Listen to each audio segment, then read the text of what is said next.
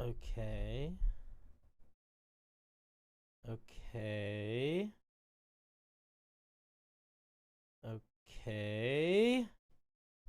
I think it's working. I think it's working. I think it's working. Maybe it's working now. YouTube side looks good. Twitch side looks good.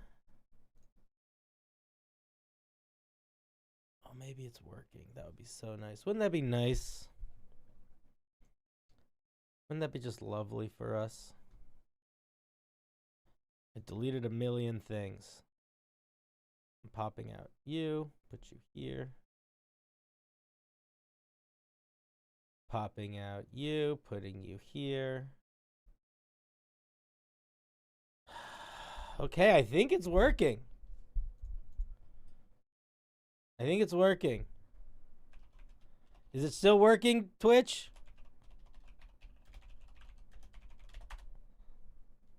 Hooray! Okay. Yes. This calls for a celebration.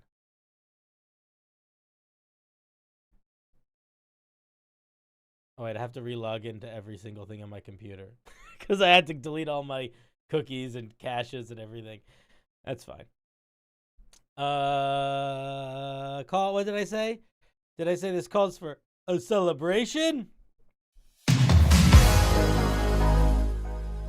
Oh, yes. Boys and girls, creatures of the realm.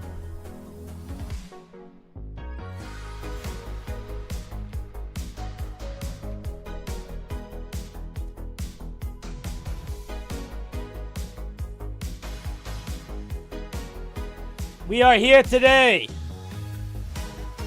because we have not streamed in a while.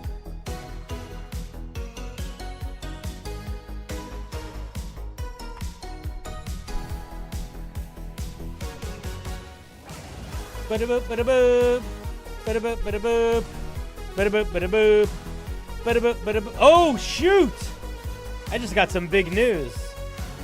Ba-da-boop, ba-da-ba-da-da-da.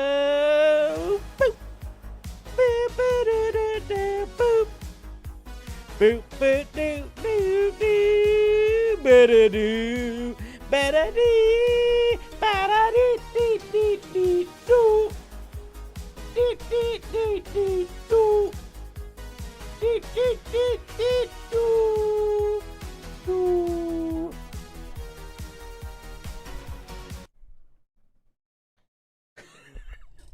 That's such a funny way to end it. Hey, I think stream's working on both the things now. I see Twitch working.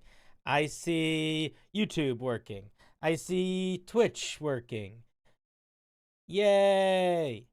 Yay! Yay! Ha ba da dee dee dee dee ba ba ba ba ba li dee dee dee doo.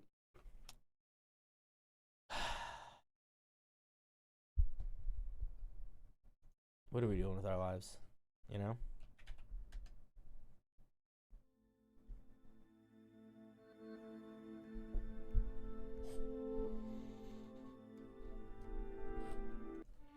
Isn't it crazy how much you can just change things with just like a little bit of a musical thing?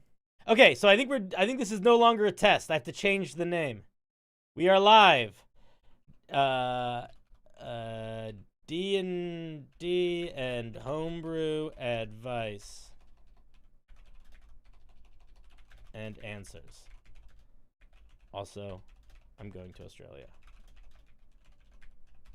Right, that's what we call that. And then we have to change the name of the live stream to, what did I just say?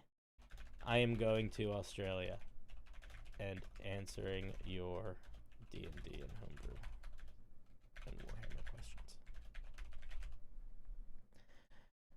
Okay, boom. Oh, what's up, Photosphere? How's it going? Welcome to the show. I've just been screaming at my computer trying to get this friggin' thing to work, and it looks like it's finally working. Thank Moses. Thank somebody. Okay. I want there to be like a dark background behind you, chat. Why is there no? Where is the darkness? Because we can't see you. People are gonna be like, what? Well, maybe I can do it in.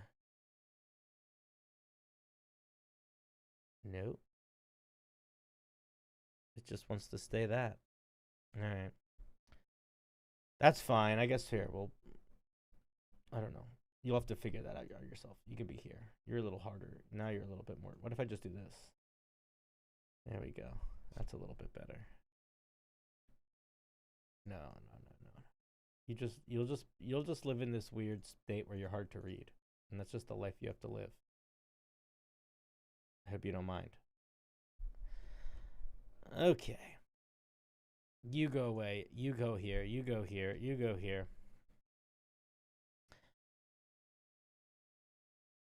I'm going to... So what am I doing for my Australia trip? I am leaving the United States on like the 7th. And then I am going to be away till the 20th. I'll be spending about half the trip in Melbourne. Not Melbourne, or I get in trouble. And then I'll be spending the other half of it in Sydney. And I'm going to be traveling around with my buddy Zach and my other buddies, the Good Games Morley crew. Oh, I know, it's a super short trip. It's crazy. I'm going for like 2 weeks. I would go for longer if I could, but I cannot. I cannot. Okay, wait, I have to do a thing. Shut up. Here we go. Ready. Surprise! Here, you're going to help me film a video right now. You ready? Here we go. Surprise! I'm doing a live stream right now, and I'm live. Come hang out. Surprise! I'm doing a live stream right now, and I'm live. Come hang out. Perfect. Now, I need... What do I need? I need the link. Twitch.tv/CinderBlocksally.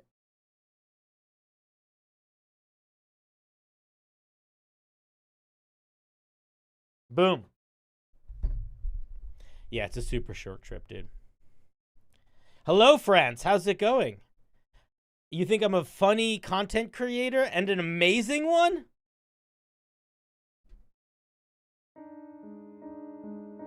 How can I live up to that?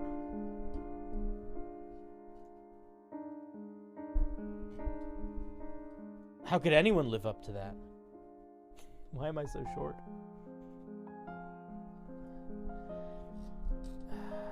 You know, I don't even know how to play Warhammer. I have sad music up. I don't know why. I'm so short today. Wait, I think it's my chair. Oh, it was my chair. Now I'm more regular. So the game plan today is a little bit. There isn't a game plan. I'm genuinely wanting. I'm doing like a little bit of a room temperature stress test with the fan, and I thought we could just do one of those streams where I sort of casually answer D&D questions, or if you want me to look at some homebrew that you made, I could look at some homebrew more casually. Happy to do any of those things, or answer Warhammer questions. I do want to look at one thing. There's a new season of my podcast coming out soon, and there's a trailer for it that has just got released. I want to take a look at it. We could do that together. If you want, we could. What's up, Zipnot? How's it going? Will I be doing more Salamander or Plague Marine lore? Maybe. Here's the thing. My goal, whenever I'm making Warhammer content, my goal is not really to deep dive. Because to be honest, the deep dives are a lot of fun as an individual journey, but they are also often boring to everyone else. Everyone has their favorite faction, and they want to get deep into the weeds of that lore, and that's great. But my goal is to show you the room, not to show you everything under the carpet. So I will probably make more Salamander videos and some Plague Marine videos, but I'm not going to just because they're cool. I'm going to if I find something that I think is a good gateway into them. Like, I need the thing that I'm talking about to be interesting sort of without any background or context. Does that make sense? Because a big part of why I started doing Warhammer lore was because I was getting bored. I was either getting bored or having a hard time like visualizing some of the stuff in the Warhammer universe because it's so in the weeds of itself. Like, I have no concept for how powerful certain characters are because at a certain point you're just like, Balthazar is so powerful that he killed Thralthazar and he lived 1,000 years and then Abaddon crashed the Black Citadel into Cadia. And like, there's just a lot of words being thrown around that kind of don't mean anything. And what I like to do is try to find the story that doesn't require that much context and can be understood even if you don't give a shit about those names. Does that make sense? I hope so. But I love the Plague Marines. I think Nurgle is so fun. Nurgle is fun. I like anything in Warhammer that has a little bit of a nuance to it. And Nurgle has a little bit of fun nuance in that he's like, he kind of does care about you. And that's fun. Are you going to do any collabs with Arlo while you're overseas? Hopefully. So this Australia trip is very last minute. Like, I did not know I was going to Australia 2 weeks ago. And now I'm going to Australia in a month. Less than a month. So I did not make any plans. I did not plan any events. I'm still trying to figure out if I can get a badge to PAX Australia. That's where I'm at. So I'm going to hang out with Arlo 100% because he knows I'm coming and we've been chatting about it a little bit. But I don't know if we're going to like make any videos together or anything just because this was very impromptu. What is your all-time favorite orc fact? That's a good question. I think my favorite orc fact is that so orc lore has also changed a little bit. It's gotten a little less cartoony, but I think my favorite orc fact is that they are essentially, they sort of exist with Looney Tune logic in that they cannot do anything with their reality-altering gestalt warp field aura, but they can bend the game just a little bit so they sort of are cartoon characters. I think that's probably my favorite orc fact. Like, the one of my favorite things, so there's this book called The Infinite and the Divine, which is a really fun Warhammer book. If you want to read a Warhammer book that's kind of funny, that's a very good one. It's basically two old men arguing for a couple thousand years. And but there's a part in it where there's some Necrons, and Necrons are the robot people, and they don't need to breathe. So their spaceships don't have atmosphere, don't have oxygen. And there's a part in the book where some orcs attack their ship, and the orcs are like trying to breach their ship, and one of them is like, this is fine, right? Like, there's no oxygen in here. They'll just suffocate. And then the orcs do breach the ship and start like charging them, and they're like looking at each other. One's like, wait, don't they have to breathe? And then the other one's like, I don't think they know that. And like, that's great. That's fun. That's fun. I think that's fun. I like that a lot. I also like that they are mostly having fun. They sort of get to be a good balance of the comedy that exists in 40K amidst the horror. Like, orcs are really terrifying to anyone other than orcs or the audience of the story. Sort of in the same way that, like, you wouldn't want to live in a Curb Your Enthusiasm episode. You wouldn't want to deal with Larry David, but he's a lot of fun to watch. The orcs are like that. You wouldn't want to deal with them, but they're a lot of fun to watch. They are comic relief, but people get upset if you call them comic relief because they're like, oh, actually they're terrifying and they kill people. And did you know they keep human slaves at human farms? So they're super evil. And it's like, yeah, they are, but so is everything in 40K. But everything is a nightmare to everything else in 40K. The only things that aren't a nightmare to everything else are maybe the Tau, or Space Marines aren't afraid of things. So Space Marines are just like annoyed differently. You know? When will there be more episodes of the D&D guys in the 40K universe? Well, not super soon, because I'm going to be doing a lot of traveling. They take a while to film. I am working on one that is a little bit, it's sort of an in-between thing. So the video that I'm working on right now, that's a long form, and I don't know if I'm going to be able to get it out before I leave, but I'm going to try, is essentially almost like the Office style interview with all of the D&D characters about Warhammer and their experience in Warhammer so far. So it's going to be the next episode is going to be a little bit more of like a faux documentary, like a mockumentary interview show. So it's not going to push the plot forward that much, but it is going to, I think, be fun.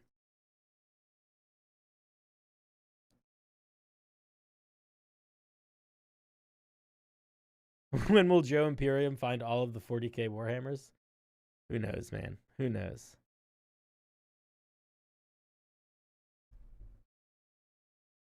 You found hundreds of pounds worth of Warhammer stuff in a skip? Oh, I'm so jealous. I only own one Warhammer mini.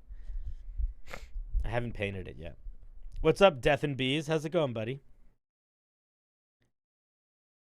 Who's messaging me? My dad.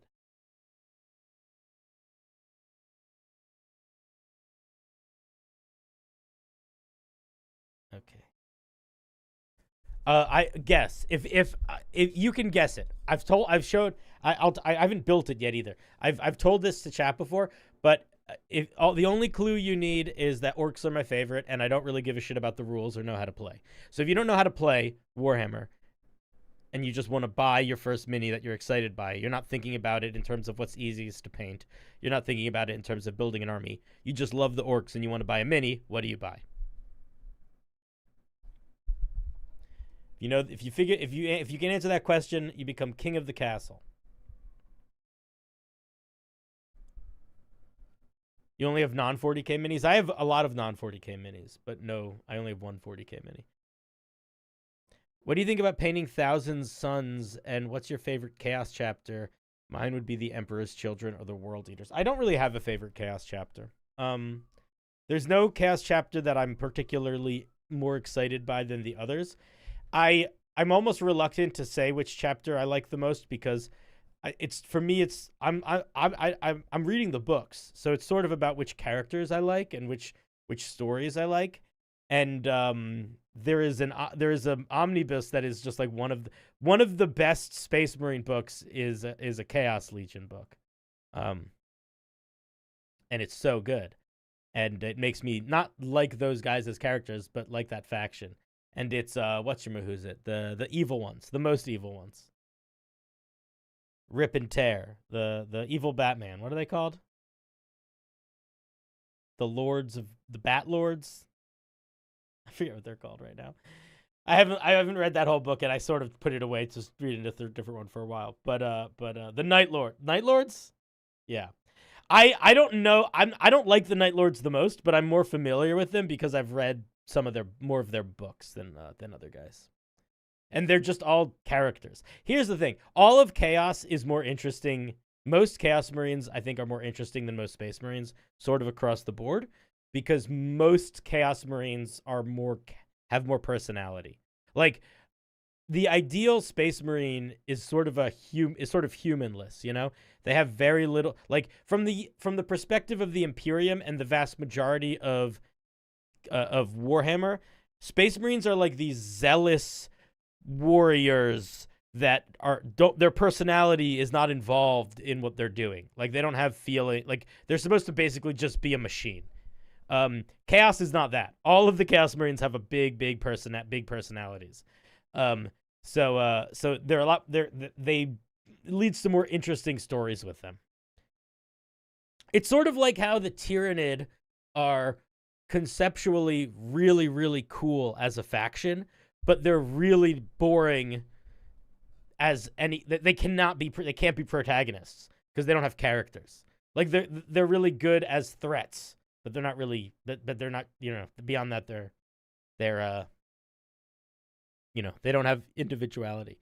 The Blood Ravens are good. I mean, I like the Blood Angels a lot. I like if I was gonna be Space Marines, I think I would be the what are they called?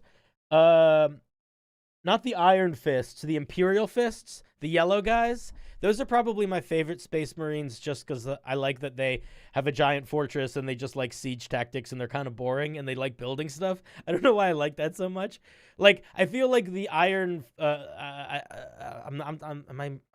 Imperial Fists. I feel like the Imperial Fists are like not as good as the Salamanders, but they're pretty good. They're pretty good in terms of Space Marines. I like those guys. And I bet they build some cool forts. Warhammer Fantasy also seems like it has more interesting characters than Warhammer 40k a lot of the time. Blood Ravens are kind of silly for sure. What do you want, Dad? We're in the D&D thing section on the tube.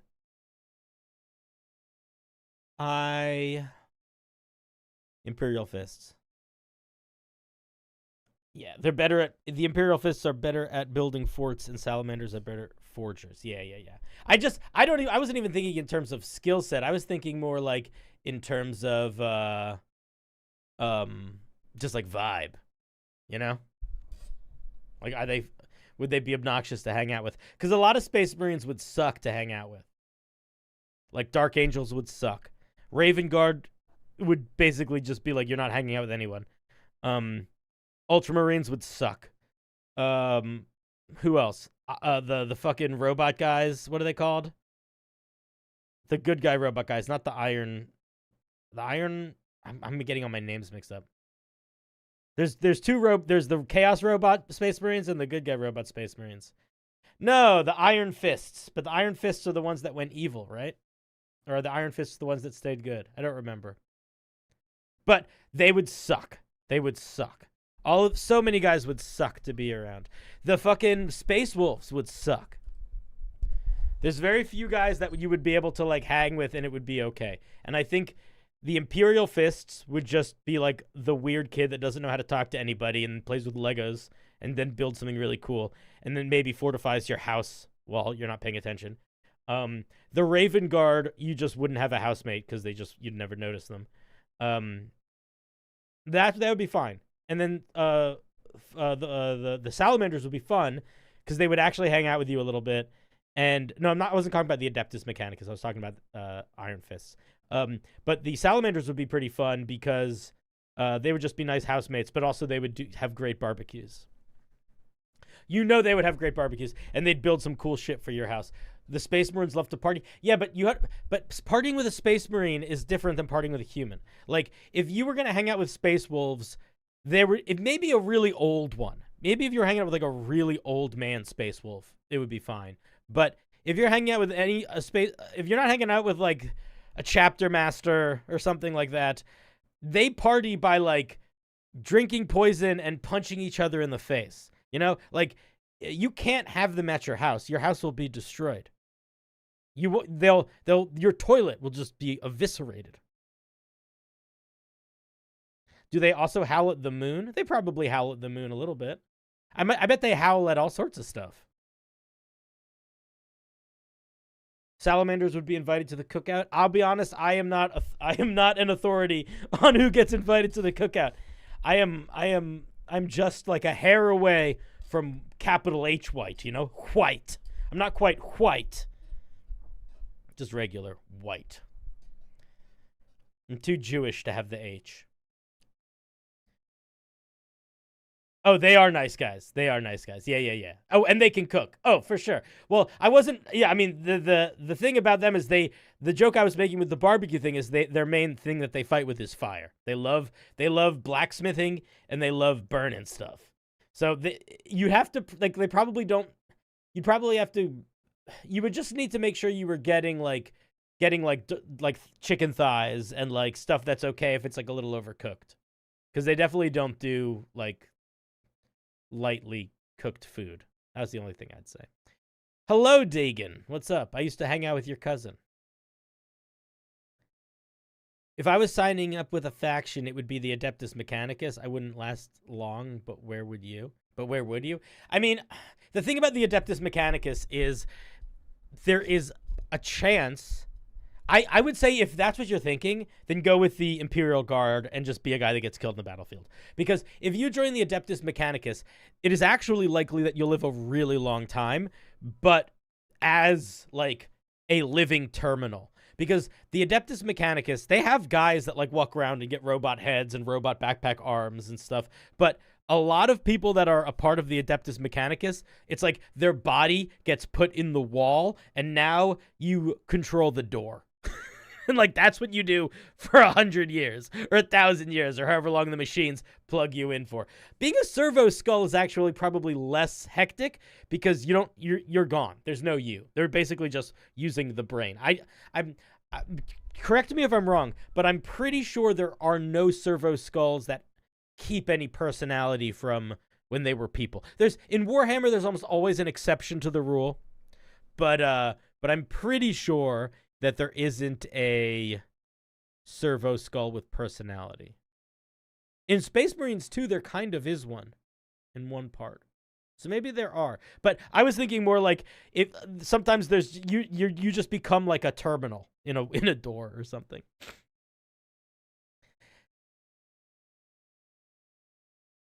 But it's not peaceful because it's not like you are in the door and you go, door open, ka-shing, door closed, ka-shing. It's like the pain receptors in your body activate the neurons that collect to the electricity in the door that make it open. So anytime someone gets near a door, your eyes spot the motion and then you get electric shocked and the door opens. It's always fucked up. It's never like, oh, nice job. There's like 3 or 4 nice jobs in all of Warhammer 40k. You can't go into Warhammer looking for nice things. You're just going to have a bad time. You can go into Warhammer really leaning into this weird dark stuff, which is kind of fun. But the nice stuff in Warhammer is more silly than nice. You call that Walmart greeters. Yeah, the warp makes plenty of exceptions to the rule too. There's an exception to almost every rule in Warhammer. Even like some of the like golden rules, like some of the real like defining features of Warhammer in terms of the lore, there are exceptions, which is also why I feel like I get annoyed with people when they get upset about lore changes or whatever, because who cares? It's all made up. But like, for example, one of the first I feel like one of the first chapter masters of a pretty big Space Marine chapter was half Eldar. There used to be half Eldar. That's silly. That's pretty, most Space Marines aren't that. That's pretty defiant to like the core foundation of Space Marines. But it's also a part of the lore. The Tyranid are a hive mind. They have no individuality. They don't have personality at all, to the point where like an individual Tyranid will sometimes not have a digestive tract because they don't need it, That being said, there are more than one stories about Tyranids that have been left behind on a planet that become a personality. Not a particularly interesting one, but they get stories about them. There's what's his name? There's like One Eye, not old Bale Eye, because that's Kamzar, what's his name? Yarick. But there's a big Ultralusk guy that has a cut in his eye that's just running around a world like Godzilla.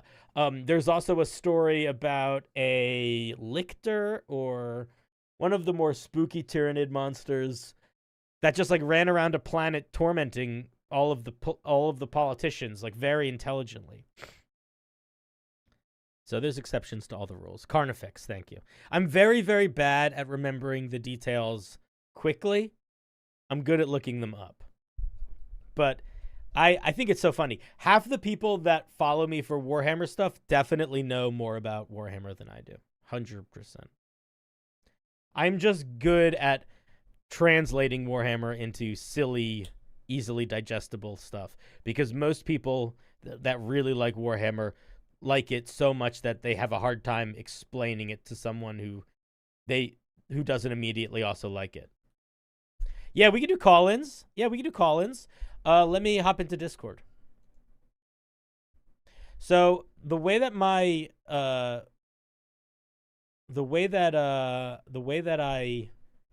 haven't done one of these in a while. Give me a second. I have to set up my voice and video. Okay, that should work. Bop, bop.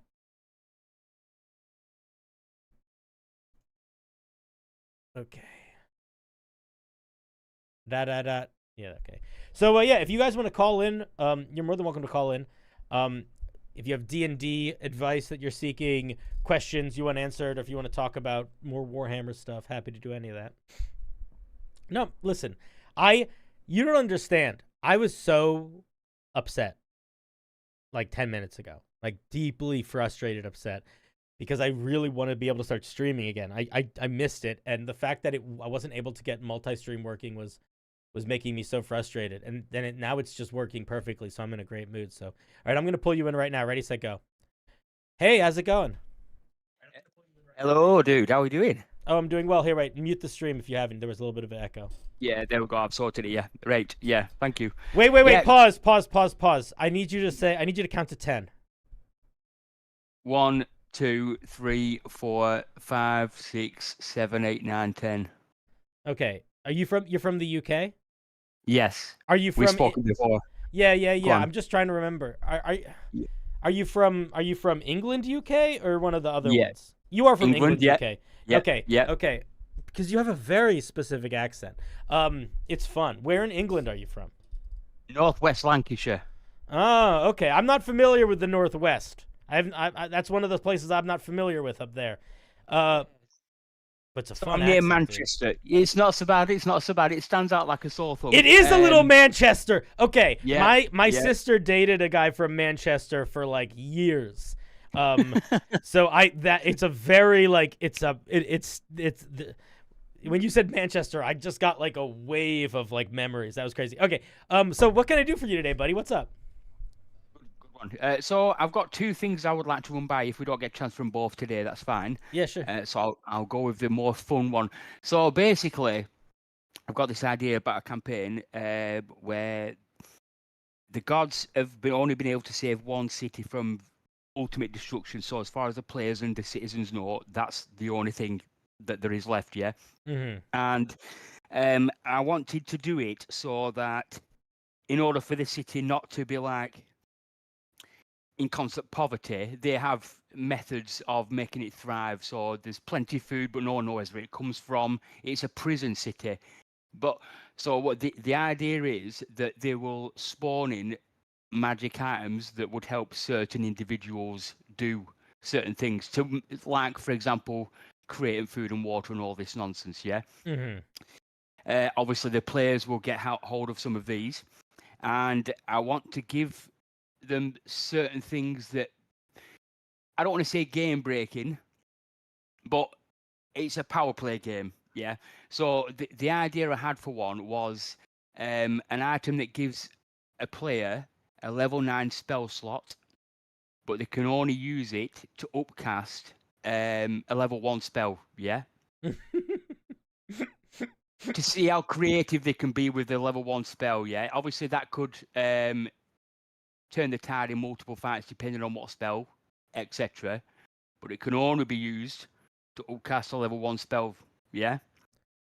So I have two thoughts. First of all, I do love the idea, but I have two thoughts immediately. If you're okay with me interrupting you.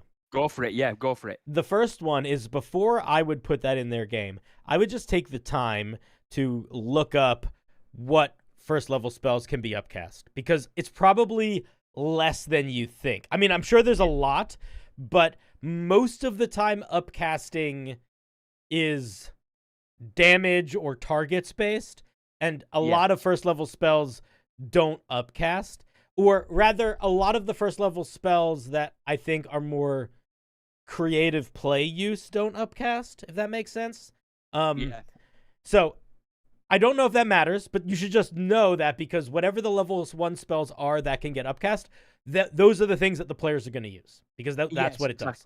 Yeah. So yeah, go on. Were you going to say something else? The other thing that I was going to say is, if you are not specifically if you don't specifically need it to be any level 1 spell you upcast, you can upcast to level 9. You could also play around with it being a spell empowerment thing that wasn't specifically a upcasting thing, but so that it could get applied to things like create food and water, or fog cloud, or those sorts of spells too. Like, it could be a thing that allows you to increase the volume of the spell or something like that, if you wanted to play around with more out of the boxy stuff. Yeah, I'm with you. Well, thank you. So I was sort of counting on the fact that there are only certain spells they could use it for. I'm thinking things like Chaos Bolt, Cure Wounds, Healing Word, Burning Hands. Ooh, sleep would be a good one for sure. Sleep would be a good one. Yeah. So with that in mind, I was wondering, because obviously, let's say I give this to a party around level 4, 5, 6. Yeah, it's going to be the most powerful thing in the party for a while, isn't it? Is that for sure? Potentially, yeah. So what I wanted to do is, and this is where the balancing comes into play that I'm not quite good with. I want to come up with similar effects that I could give to, say, a fighter that is the same balance, but with a limitation of maybe once per day. So I don't know if deciding something is an instant crit once a day is balance the same, or something like bonus action surge, or I don't know if these are weak. How many players do you have? Well, I don't have any yet. It's a potential, but this is just planning. Okay, I see. So for the average. So this is one of those things where it might be an easier solution than you think, because it's really based on, I think, what classes you're dealing with. So the thing that I would say is, what you're doing when you are giving them the ability to upcast a first level spell to 9th level is you're letting them dance with 9th level power, but in a limited way. So it's essentially you're dancing with level 17 plus power in a limited way. So I think that that's the way to think about it. So what sort of things could you give other classes that would essentially allow them to do the same? So in my headspace, I think, for example, if I was going to do a druid version of that, it would probably be a special wild shape where they could wild shape into a CR5 or a CR10 creature for like a minute or some very small amount of time. Or it could be, for the fighter, maybe it could be some, extra or alternative action surge where they are getting a significant amount more attacks than just the 1 or 2 extra attacks. So I would look around with that. Like, what are the things that the classes get that sort of, not necessarily a specific feature, but in terms of how they power scale when they get to that higher level. For the rogue, one of their sneak attacks, they can do 5d6 instead of the 2d6. Or for the, I would give the crit one to the paladin, because critting is more impactful on a paladin than pretty much anything else. Yes, of course, yeah. For the fighter, I probably would play around with some sort of action surge, second wind thing, maybe a weird combo of the two. Like, that's what I would do. I would look at the core class features. So for the sorcerer, maybe it's some way to get sorcery points back. Or for the warlock, maybe it's if there are invocations, like there's some invocations that give them access to like unique higher level spells or things like that. Like maybe look to the once a day use invocations that are higher level, that are like 15th level and up or whatever, and maybe you get like a dance of something like that's tied to one of those for a little bit. If you don't want it to be so class individual, I think you split it up into spellcaster and martial. Yeah. And you make it so the spellcaster one is the thing you just described, and the martial one is either an expanded crit range for a short period of time, or an auto crit, or some sort of extra multi-attack thing. But just basically that, leaning into them doing some big martial hectic thing. Perfect. I don't actually think it's overpowered. You just have to balance for it. And the other thing is like giving players a limited but very strong tool early is not bad. It's just that you have to make sure it's limited in a way that it's not going to mess up the way that you have to run the game. And that's all. Yes. So like even if it's too much for them, if it's overpowered, if they're getting to use it once a day, like maybe you're in a situation where you're really only running one combat a day and you're like, they just have this every combat. Maybe it recharges like a wish, like the genie wish thing where it's like you got to roll a d4 and it recharges that once every that many days or something like that. So it's a slightly more sparing thing. I don't think it needs to be that necessarily, especially if you run like busy days. But that could be a way that you balance it down too. It is going to be hard to come up with something as elegant as first level spells upcast to 9th level, because that is just such a fun system and there's so many options baked into it, you know? Yeah. That being said, coming from a player who almost always wants to be a barbarian, having a feature that let me hit way harder than I normally should, or a lot more than I normally should, I think would be equally very satisfying feeling. Yeah, well, see, I was wondering. So that list of things you gave me there was exactly the kind of thing I was looking for. So thank you for that. That were perfect. But one of the things I was thinking is, for example, if a marshal has one of these items, maybe it lets him, or if he lands a hit, he can use his reaction to do another attack action. But so you could do that too. I'm just gonna tell you, and this is not good or bad. It just is. As soon as you start making it a unique feature, you are almost always going to unintentionally just give them a feature that already exists in the game. So like the thing you just described is the 15th level feature of a paladin and the 10th or 14th level feature of a barbarian. Oh, of course. Like, they're both two subclass features. I don't remember. I think the paladin is the Vengeance Paladin's 15th level feature. It's either the Vengeance or the Conquest one. And I think the Berserker Barbarian gets a similar feature too. That's it, Retaliation, So that's just the only thing to keep in. Like, there's nothing wrong with doing that, and especially if you don't have either of those in the game. But I always, if I'm going to put Homebrew in my game that does something that a class or a subclass already exists, I always try to make sure that either none of my players are using something like that, so it is still something new, or if it's something that another player gets, that it's the type of game and group where I'm not going to make one player feel bad by giving one of their special things to someone else, you know? Yeah. Well, that's the thing. Yeah, good point that as well. Thank you, because obviously, by the time I was running this group and had the people, I would know what toes not to step on with that. Yeah, and that's why I meant like this is going to be this is a much more daunting task before you know the makeup of your party. Like I think the best way to solve this problem is to build a little bit of a framework, like a plan, and then slightly tweak the plan depending on the vibe of your players and what classes they pick. Because the other thing is that like maybe they all want to be spellcasters and you don't have to fucking think about it. Well, that's the thing, but then they'd all be fighting over this one item unless I gave them all something very similar. No. Can I tell you what the trick is there? Go on. The trick is there, you do not make it an item that requires attunement. You make it an item that is it built into the design that they should share it.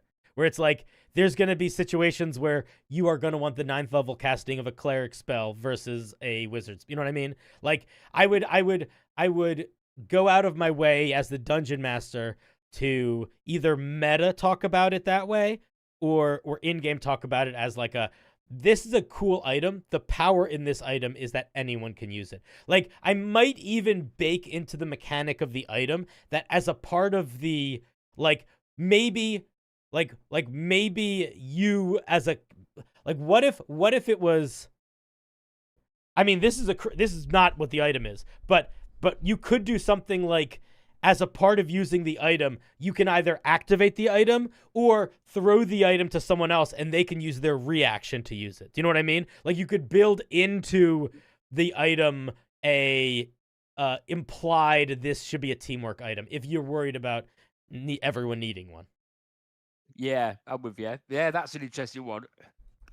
Because yeah, I know what you mean. So I mean, originally I did think attunement, but that makes sense. Attunement also works. Like there's no right or wrong answer here. But if you're trying to solve the problem of I don't want to give everyone the same item, or like they're just gonna have this one item for a while and they're gonna feel OP, then make it an item that they can bounce around with. Yeah. Okay, thank you. Also that's a good strat if you have players that are like sort of learning the game, because a lot of I think the nuance in D&D when you're getting from a place of like I kind of am good at it to like I'm actually like a skilled player is starting to understand how to use teamwork mechanically. So anytime you can encourage people to explore each other's features, you are making your team a lot stronger. Yeah, you're right. I think I'll probably change that then and make it not these items given by the gods not attunable then, because I want them to be, a lot of them are varying power. Like the first one will probably just be create food and water once a day, but that's more like a ribbon item to introduce. And then they'll come across this later and think, oh my god, we need to find more. Well, it also can become like a plot point where like, okay, so like take the food and water one. Let's say these items are all based on charges. And when you use it, the mechanic is you have that sometimes they take a week to charge, sometimes they take less days. Like different ones could be different things. But you now have a situation where like there is a like there's almost like a drive to use them at certain points. And almost like if somebody has one, you could take it from them and use it. Or you know what I mean? Like, or if there's like food and water ones, if somebody if the one that creates food works every 3 days, there's going to be periods of time where there's less food, or maybe somebody fucking dispel magics or counter spells it, and now there's like a week that this item is down, and like how many people were relying on that item, and then you can like that would be a way for you to take this item mechanic and build plot and world building off of it, because what happens when not only do these powerful god items are sort of just sprinkled throughout the world, but they work like fucking batteries and they recharge over time, but there is this element of like when they're not charged they literally do nothing, and then when they are charged you click it in and then it's a one and done. So there's a little bit of this game of like it's almost like a different sort of resource management and corruption that could build, Yeah, for sure. Yeah. Excellent. Thank you very much. Thanks for the question, buddy. Any final thoughts before I hang up on you? I'm glad that you're doing this again. I'm sure we'll speak again very soon. Yeah, man. The main reason why I wasn't is because during the summer, my apartment does not get good circulation. And if I don't have the air conditioner on, this room gets to like 90 plus degrees Fahrenheit, which is, I think, like, I don't know, 30 plus Celsius. It's just too fucking hot. Yeah, that's fair enough. Yeah. But I think it's working so far. All right, buddy. I'm going to hang up on you now. Yeah. Bye. Click. Oh, wait. I didn't kick you. Click. There we go. And now. Wait. Oh, my God. I don't have my applause up. Wait.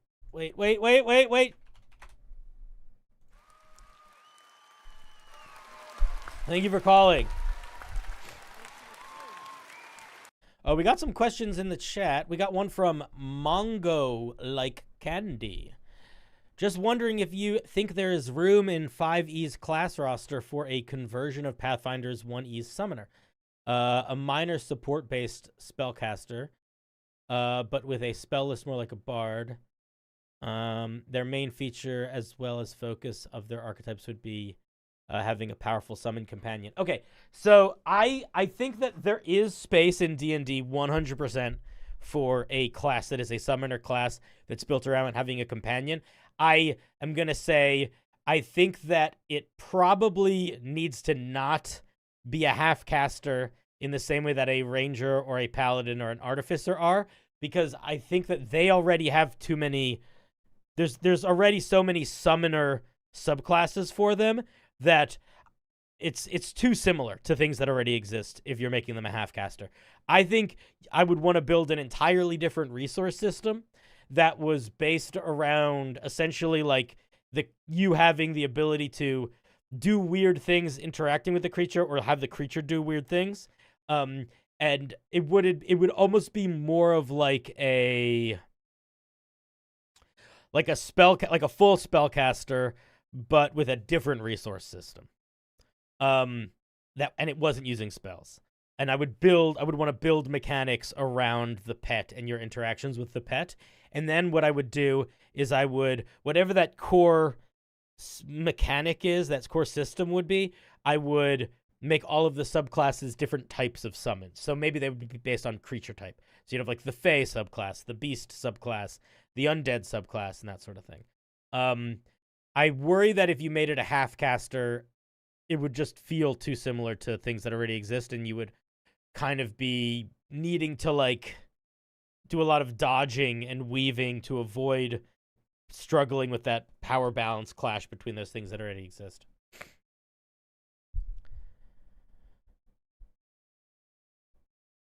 That guy was great. Yeah, it was fun. If anybody else wants to call in, you just go to my Discord and go to the stream waiting room.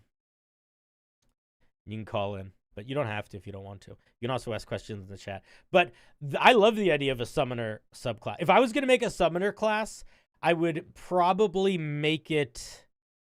I mean, I'll tell you what my first thought was. My first thought with having a summoner class is that they would use a D4 hit die, which I think is maybe too much, but that's my first thought, is they would be very weak, because I would want their pet to be significantly stronger than any of the other pets that you can summon, either by being a Beastmaster or a Drake Warden or a Battlesmith or whatever.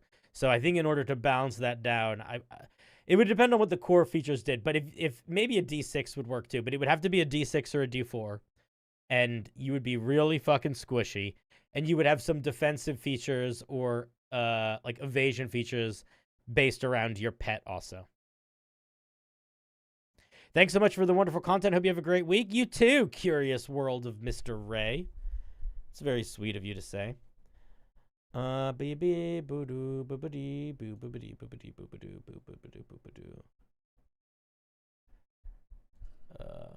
Working now. Who's messaging me? Do you guys want to see the trailer for my new for our new thing? Hello. Here, check this out. You ready? You guys want to see the trailer for my new D&D, for my new actual play podcast? That's the thing we should watch. Wait, that's the wrong screen. There we go. Let me show you this. This is for the new Unbalanced Encounters show. Hello, one and all, and welcome to another episode of Unbalanced. 1 second.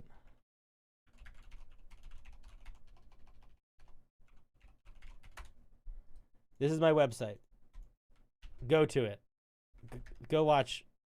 This is a new show. I don't think we've said anything about the characters, the plot, the vibe, or anything. This is a brand new show. Ready? I'll make it a little louder. Hello, one and all, and welcome to. I also haven't seen this yet. I have to move you, chat. You're in the way.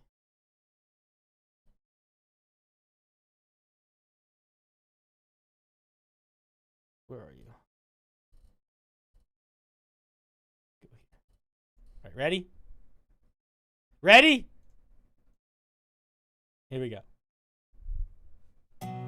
Hello, one and all, and welcome to another episode of Unbalanced Encounters, the only show that dares to ask, what if Delicious in Dungeon was yeehaw as hell? I'm your host, Patrick Paridi, and I am joined in the studio today by the illustrious Emily Graymore, Now are you asking me how that's making me feel? You really need to stop fucking your therapist. Craig Pate. How you doing? If you want to have a discussion, I advise you unhand my employee.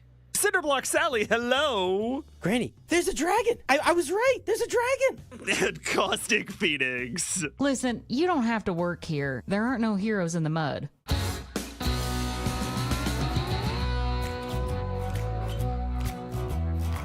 It's done. After 1,000 years, it's fucking done.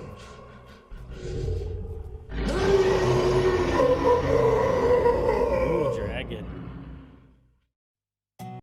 All right, what do you guys think? First of all, look at that poster. That poster looks good. Look at that poster. How do I turn off closed captioning? Get out of here, closed captioning. I don't need you. Look at that poster. Boom. So Emily is playing this character named Flo. Flo has a lot of names. That's her character. And that's Emily. Craig is playing Odeon.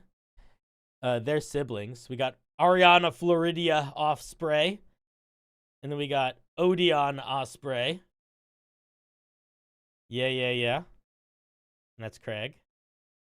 And then I am playing Weevil Woebringer. Oh, yes.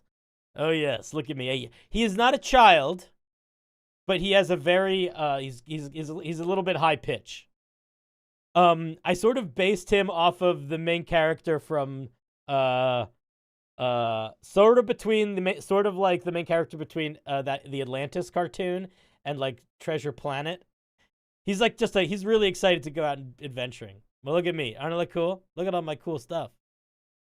And then our dear friend Caustic, the Hammer, the healer. This is really cool. Is playing Cal. Look at this. Look at this. Anyway, this is if you wanna, this is the channel that it's gonna be on. You guys want to follow? The earliest beams of sun. Shh, that's evil. We evil. Shh, don't worry, dude. Chill. Fucking chill. Chill. Stop being good at noticing the things I do. Brent, can I tell you something? To be honest, we are done recording this show. Okay, it's done. Like, we're gonna start putting out episodes. And when it starts on the 28th, it's the.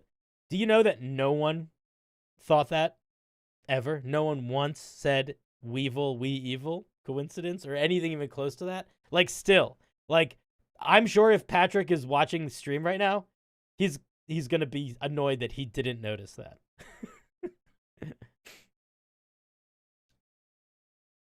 He's a little bit like that character. I would say he's less Eldritch. My character is not super Eldritch. He does have a companion thing of sorts. His shadow. He's a goof. Yeah, he's got a little shadow. He's got a little shadow buddy.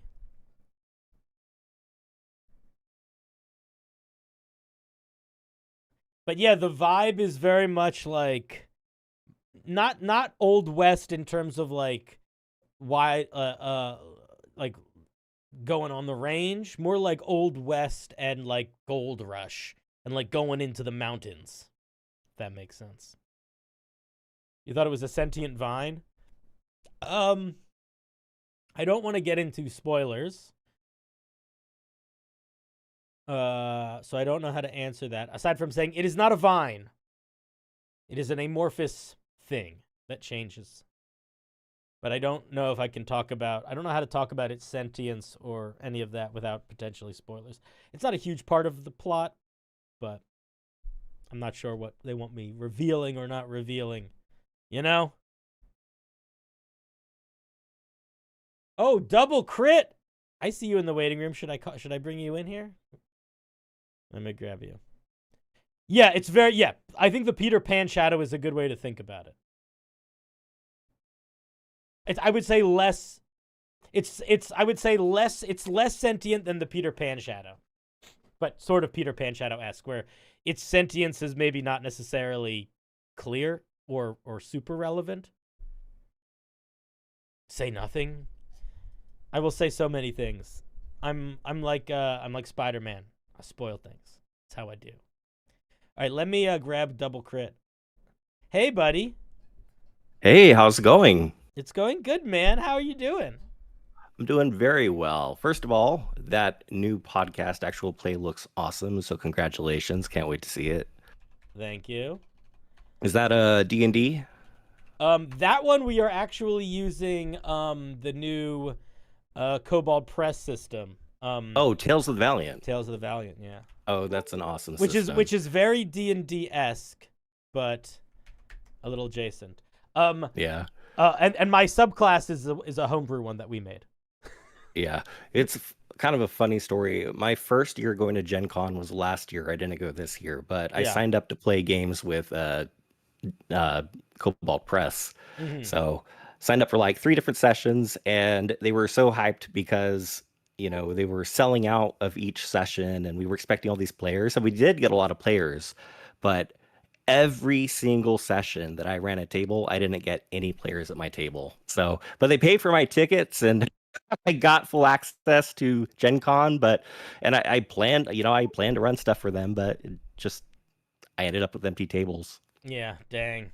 It happens sometimes. I really liked it. I mean, I love D&D, and it's very similar to D&D in a lot of ways.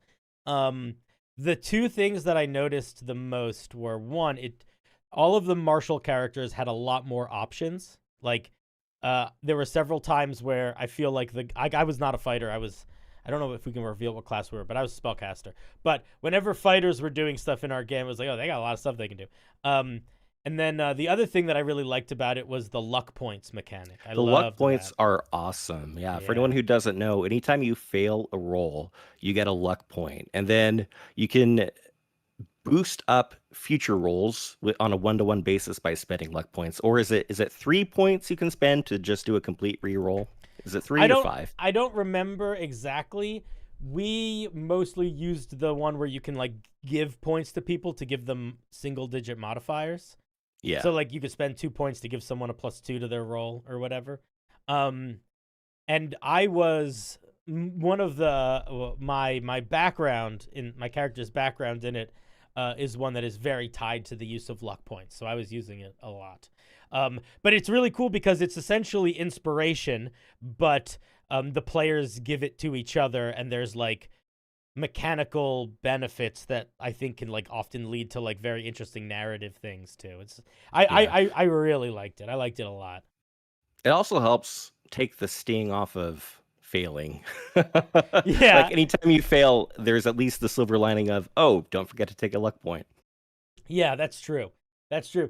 There's so many RPGs are built that way where like you get experience based on failing rolls. And it's always I like when systems use that. Dude. Yeah. Are you going to be doing more skit videos? I'd like to, you know, so just a little bit of context for people listening in. I recently did a video that went a little bit viral that was based off of the what was it? Surrounded by I can't even remember the name of that company right now. Jubilee? Jubilee, yeah. So it was a Jubilee parody of Surrounded. And basically, I just almost verbatim took one of the topics of conversation that happened on the show, and I changed around very little because very little actually had to be changed around to kind of show off how ridiculous the situation was. Yeah. But instead of having people that were like far right politically, and I'm talking like far right, like people that were calling themselves fascists, like literally that far right. I just made them into Vecna cultists, and people are like, "It's amazing how little you actually had to change," and I'm like, "I know." So But it was great, but even just aside from that, like we've so for folks that don't know, we've known each other for a long time, yeah, now. And years ago we like did some storyboarding and some animation stuff together. And your skills as your skills in terms of like editing, production, making things feel and look the way that like you really want them to feel and look. You are so good at this, which is like this was a funny skit, but to me when I watched this, part of me just got mad at you because I was like, do more bits because you can make things look like things. They're so fun, and so much of what is going on here, even if it's just the knowing, having the foresight to film the back of the head of the one guy and know how to layer it and make one fuzzy, like all of just, there's so many little things that you did here that were like, in my head were like, I know that these probably take so long to make, and I know that this is not the thing that you want to do all the time, but you should do more. You should use this skill more in your videos, because when you do, it is so good. It is Thank one you. of my, you're very good at making videos where you're explaining stuff and you're navigating that and having everything swoosh and the graphics and stuff. And it's like, it's like, oh, this guy's just a professional video maker and it's lovely. But when you do it in this way, where you're doing these skits, I feel like I'm going to sound like such a fucking pretentious asshole right now. I feel like it is elevated. It becomes, it's like, you know what I mean? Like, it feels like it's for a greater cause. Like, it's like I'm not just trying to teach people about D&D. Yeah. I'm telling a story. I'm building a narrative. And yeah. And you're very good at that. So you should do it more. Peer Thank pressure. You. That's actually what I appreciate about a lot of the shorts you do, is there's like a continuity. And like you're a very funny guy, but you also know how to elicit like very emotional responses. I remember one particular short you did that had the barbarian raging, but talking about like the deep place that his rage comes from and his relationship with his father. And you started crying, dude, like crying on command. It actually felt like my own eyes like watering up watching that skit. Like, I don't know, dude, you're like an amazing performer. I have a couple buttons that I can hit. Is that like a TikTok filter, like the instant cry? No. I mean like subjects that I know if I pretend that I exist in, I can make myself cry. Like if I like parents' relationship with their kids, I'm very good at making if I would need to make myself cry for any sort of project, I just go down the rabbit hole of thinking about parents and their kids' relationships, and I can usually pull out some tears. Well, how about those video compilations of like the dog seeing their owner for the first time in 5 years? those can sometimes do it. But it is parents and children wanting, like parents and children deeply loving each other, but not being great at expressing it, or both coming both coming from very well-intentioned places, but whether through happenstance or poor communication skills or past trauma or whatever, not being able to be for each other the thing that they earnestly really want to be, and also, but kind of knowing that the other one isn't, like, I don't know, that space is like an emotional minefield for me, and I love it. Yeah. Well, that, like I said, you definitely know how to elicit a broad range of emotions, and sometimes those are good to like throw into the stuff that's kind of just like silly fart jokes and whatnot. Oh, for sure. The best. I mean, I don't know if I've talked about this on stream before, but I'm sure we talked about it a little bit when we were doing animation stuff, because I was probably already thinking about it too much.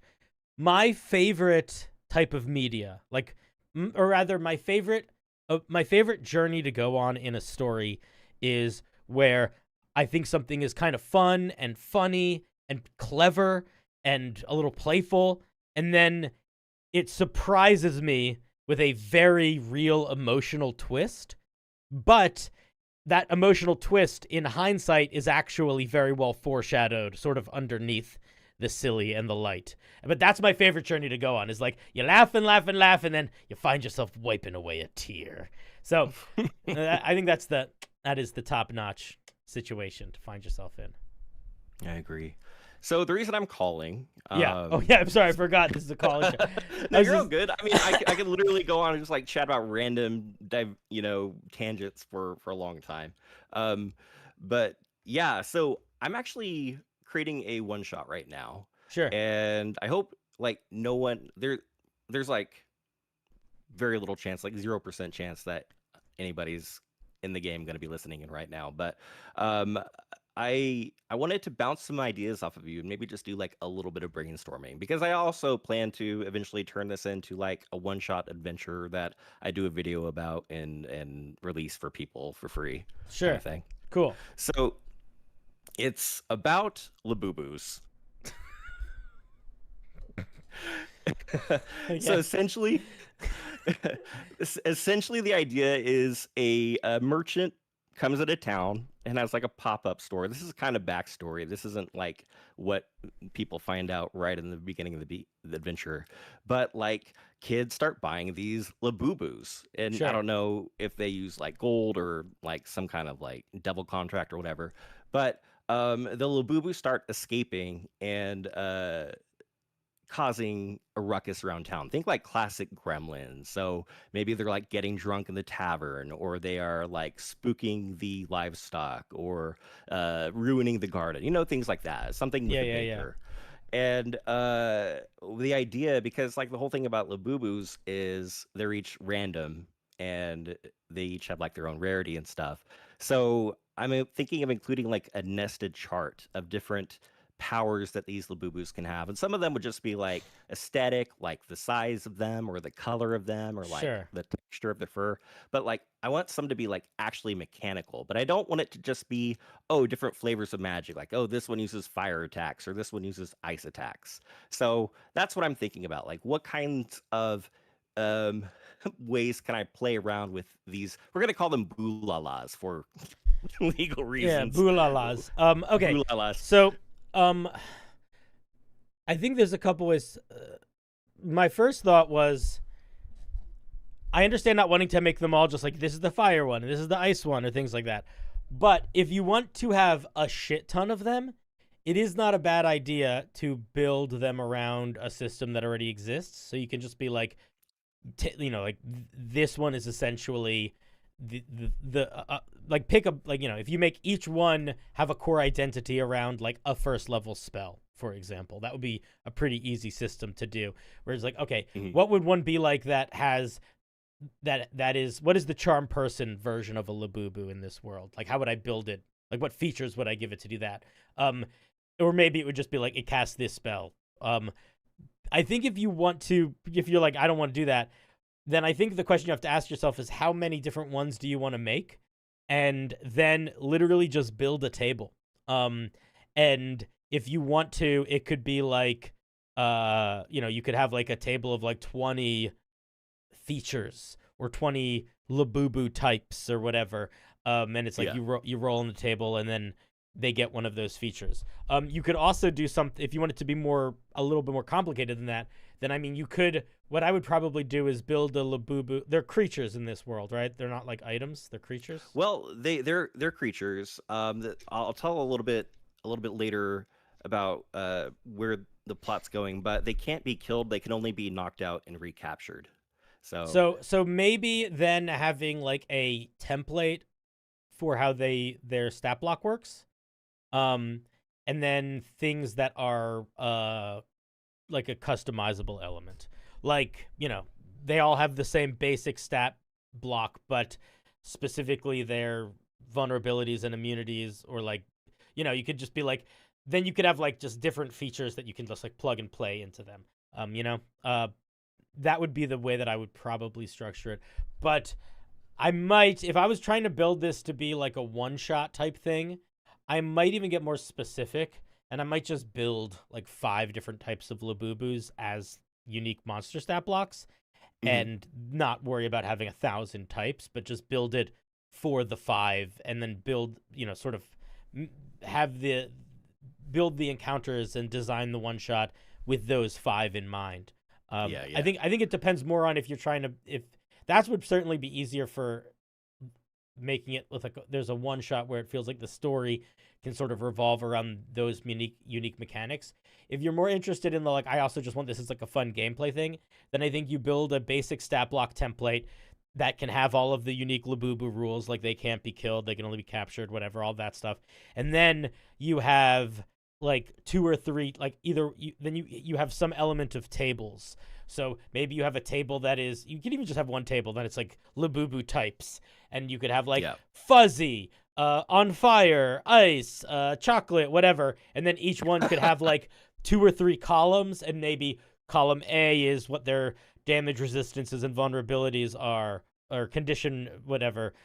Column 2 is their, if they have any unique modifications to their core stat block, like maybe one of them has a higher AC, maybe one of them has a fly speed instead of a walk speed, whatever. Yeah. And then I love the flying idea. That's and really then- good. and And then then I the was third- thinking maybe one of them could be like Crystal, where they do have the higher AC, or something like that. So like I said, more than just the what do you call it, attacks, but also those other things, like you're So I would do it is a good idea. So I would give them have a core stat block and then come up with categories and columns of things. So maybe one of them is unique moves, one of them is unique resistances, immunities, vulnerabilities, whatever.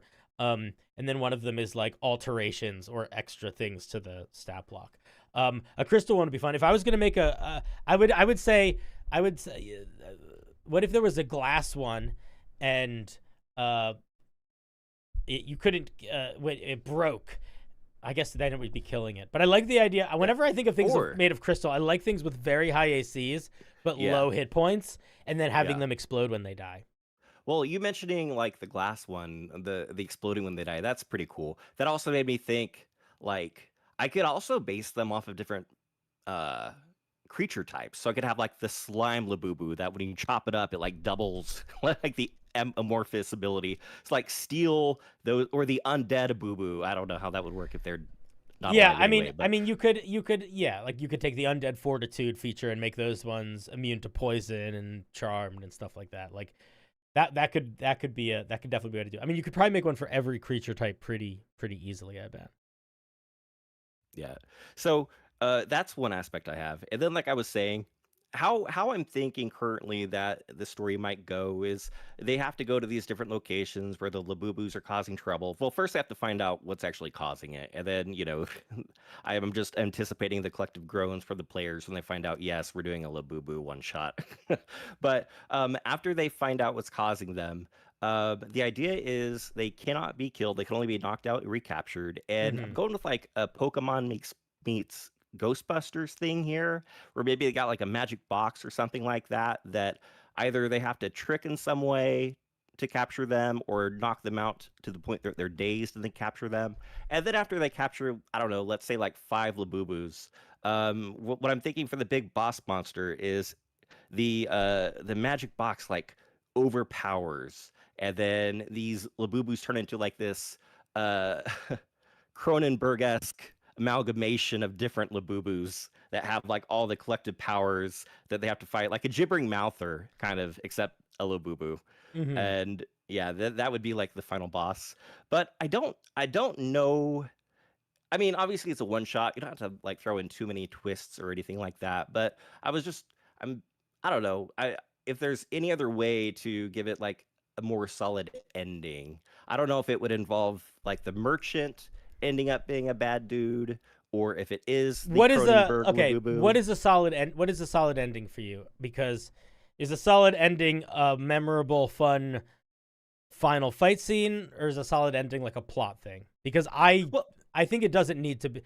I have never this is, I'm sure other people have had other experiences, but I have never played a one shot where I cared about or remembered the plot ever. I have. Well, that's cool. But I would say build the spectacle before I worry about building the cool twist in the plot. But okay, yeah. that's where my head sits. Have you ever? There's a very famous. A lot of people played it 5e1 shot called Wild Sheep Chase. Have you ever ran that one? Yeah. I like Wild Sheep Chase. That's like out of all the you're talking about like plots you don't remember. I think that one is one that I do. I don't know, just like the idea of like this NPC guy transmorgified into a sheep kind of thing. But that's kind of fun. I agree. But let's look at why Wild Sheep Chase is unique in that way. It is the simplest one shot ever. It is 2 or 3 things that happen, and they are all incredibly tightly tied together. There is no random extravagance. There is no it is a bullet train through the plot, and it is like 2 or 3 ideas. So I think that if you want the plot to matter, you really have to have a good a genuinely curious, inciting incident, and then the simplest one shot ever to get through that plot, because they always take longer than they think you're going to take, and inevitably before you get to the end, people are ready for it to be over and trying to go home because it's taken 2 hours longer than it's supposed to take. I think Wild Sheep Chase works because of that funny animal, because of how funny it is to see a sheep that has like a little letter on it that says, "Actually, I'm a human, please help me." That's fun and weird. But I don't remember why the guy was turning people into sheep. I just remembered that we went into, and I've run this before. You take them to the guy's house and then you stop the guy, and that's it. Yeah. That's still that's still not a plot. It's a plot, but it's not more. It's still a very basic, simple plot where it's oh, interesting, exciting incident. There's a guy, you go stop him. The details of why he was doing it or how I don't remember any of that. Maybe you do, but I think that if you're I wouldn't worry too much about having a really cool, interesting twist. I would worry more about having a really fun, inciting incident and an interesting roll through that incident. Okay. Yeah.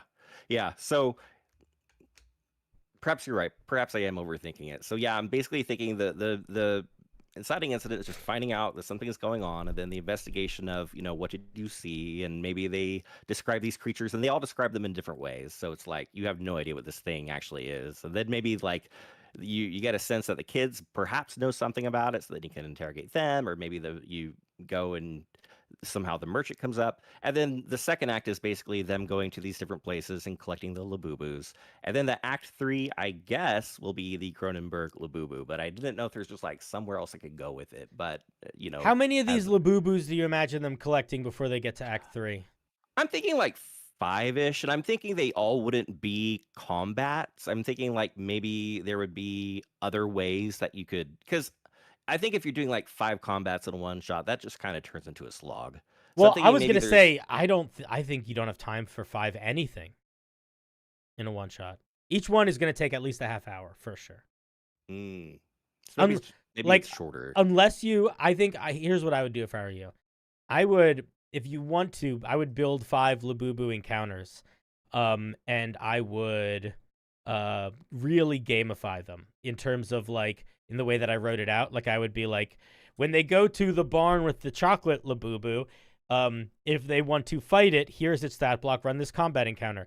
If they want to try to, convince it, they have to roll a 15 or higher on a persuasion check. If they want to investigate, they have to roll a 15 or higher to notice that there's a weird thing in the wall that leads them to the whatever. But really gamify it out like that, so that each of these encounters is 10 minutes or less if you were running it without any role play. Just because Wild Sheep Chase has, I think, let me think for a second. I think there's 3. There's one in the bar. Wild Sheep Chase has 3 encounters. Yeah. That's it. And that is a over 2 hour one shot regularly. Yeah. I would say or if you want to just do 5, I mean, you could also make it where it's like, this is more than a one shot. Like you could say this is a 3-shot or whatever. Like, session 1 is this, you could break the arcs up into, I wouldn't even, for a one shot, I wouldn't even think of it in terms of arcs. Like or if I was, it would be only so that I made sure that there was a sentence that I ended it on. Like I would, if I would say inciting incident action, and that's basically a one shot. Like, that's just me though. Like and thinking about it in terms of my players, because also when I'm thinking about it in terms of my players, they are with one shots. They are usually as, if not more, interested in exploring whatever the character they made for a one shot is than the plot of the one shot. So like they're, and I'm the same way. Like when I'm in a one shot, I'm going through the motion to placate the story the dungeon master put forth. But I'm playing. I'm just being honest. I'm 100. And every time I've been on a couple streamed one shots and stuff. That's what I'm doing. I'm placating the story so I can fuck around with the character. And I think that it is. I'm sure there are players that are not doing that, and I'm sure that there are there are dungeon masters that are taking one shots to put them into their longer campaigns. But I wouldn't build a one shot with the assumption that everyone is going to be really excited for a narrative focused one shot, unless I was like putting a banner up in front of it that said that was the goal of it. Cool. Yeah, talking through it with you, I like the idea of really making, if I am doing, and for when players, or when I release this out to DMs, I'll be sure to say, hey, use you don't have to do all of these encounters, but these are possible encounters you can have. And then when you feel like the players have collected enough, go ahead and go to the final encounter. Yeah, like I might even make I might even make 5, and then basically literally say like, if your players get through more than 3 of these and haven't figured it out yet, here is how you can immediately have them figure it out if you need to. You know what I mean? Like, yeah, like, because some people will want to do all 5, because there are people that do like the 7-hour one shot where they get into the weeds. Like that is definitely a thing some people do. Like it is not my experience, but my experience is very limited. Yeah, but I like the idea of like really connecting. Now that I'm hearing you talk about it, really love the idea of connecting the Labubu type to the encounter itself. Like for example, if there was a chocolate Labubu and it was in the bakery, and you had to like figure out some kind of like baker mechanic in order to like do whatever to capture it. So if I could come up with like cool little, not fully fledged mini games, but just like maybe just like an interesting concept. Yeah, I feel like that could work out. Or just like, I think interesting concept or like fun problem to solve. Yeah, and then you could also sort of build it like almost in 2 ways at once. Like from the one direction of like what would be an interesting of these types of monsters to make, but then also what would be a fun thing to mix that with. So like let's just stick with the chocolate one for now. Like the chocolate Labubu in a bakery. That's a very sort of on the nose, fun little vibe thing. But you could also do something where it's like the chocolate Labubu in the swamp, and it's the chocolateness of the Labubu doesn't really come up that much, but the fact that they are like this brown sludge that can just disappear into the swamp ends up being much more of what the encounter is. You know what I mean? Like you can sort of go in a bunch of different directions with that. But thinking about what locations you pair with the creatures, I think will help a lot. Cool, yeah. And then, so I'm thinking maybe I will come up with some predetermined ones and predetermined locations. And then as like a bonus to people, like have a build your own bear Labubu chart. So it's like, if you want to create your own, here's optional rules on how you could do that. Mm-hmm. And then basically go from there. But you know what? I think I will include a Cinder Labubu somewhere in the chart in your honor for helping me out. Good luck. Good luck to you. Good luck to you with that. Tell it I say. What sort of powers is it gonna have? Oh, it's gonna be a really good streamer. I don't know. Well, Cinder obviously like it's very on the nose, but basically turn it into like a fire magma type Labubu. Yeah, So, sure. I'll do that. Yeah. I'll be a fire boy. Awesome. Because I ain't no fireman. Bum. Cool. Thanks. I will. If I get this up in a video, I will definitely credit you and give you a shout out for your help. So thank you so much. All right. Well, no pressure to do that, but let me know when you do, because it's a very fun idea. Awesome. Well, enjoy the rest of your stream. I'm gonna be chilling out and watching. And thanks for chatting. It's Yeah, dude. awesome to talk to you. Yeah, right. nice. Thanks for calling. All right, bye. Click. That was our dear friend, Double Critfail. His YouTube channel is... Where is it? I just had it up. Here's his YouTube channel. Very fun. Very fun. Summon the hype train? I don't think we're gonna get a hype train. I would be very shocked if we made any money this stream. I didn't really organize this in a way to make money. I just was mostly wanting to test to see if I could get stream working and if my new fan setup would not overheat my room. And it seems like it's nice. Seems like it's working well. Atrox, I love your channel more than Slanesh loves success. Oof, magoof. That's so kind. What's your advice? What's up, Reroll? I'm a Dungeons & Dragons and upcycling nerd. I'm on a mission to start a series of conversations about mental health awareness and suicide prevention. That's very cool. I would not say that I think that Dungeons & Dragons can sometimes be a tool for those things, but I also think that it's not automatically that. And I also think that if you aren't specifically trained as like a mental health specialist, you shouldn't, you should get someone that is to help you build that. There is a therapist, there's a therapy center. I don't know if it's still around, but there was a therapy center around where I live that was built around using tabletop games as like family therapy and like group therapy. And it was really cool, but what made it actually work was that everyone that was doing it was trained mental health expert therapist stuff with like letters behind their names and stuff. Only because I think that people don't often know what they're talking about, and often people try to use D&D. Sometimes D&D helps us with our mental health, even if that's not the goal. And then we're like, whoa, D&D is really good for mental health. And then we bite off more than we can chew in terms of how much we can help people. And there is this weird space that you can get into when you want to help people where you can find yourself ill-equipped for the type of help that people need. And that can sometimes lead unintentionally to things being like more unhelpful than helpful. That's a long way of saying that's a cool idea. Just make sure you have people that are doing it right for you. But you have a question. I think the rule of 3 would be a good... Okay, what was your question? What was your question? Did you ask a question or did you just say hi? What's your advice on a new YouTube content creator? Ooh! What kind of content do you want to make? Are you trying to make content about mental health awareness and suicide prevention? Or are you trying to make content about Dungeons and Dragons, or both?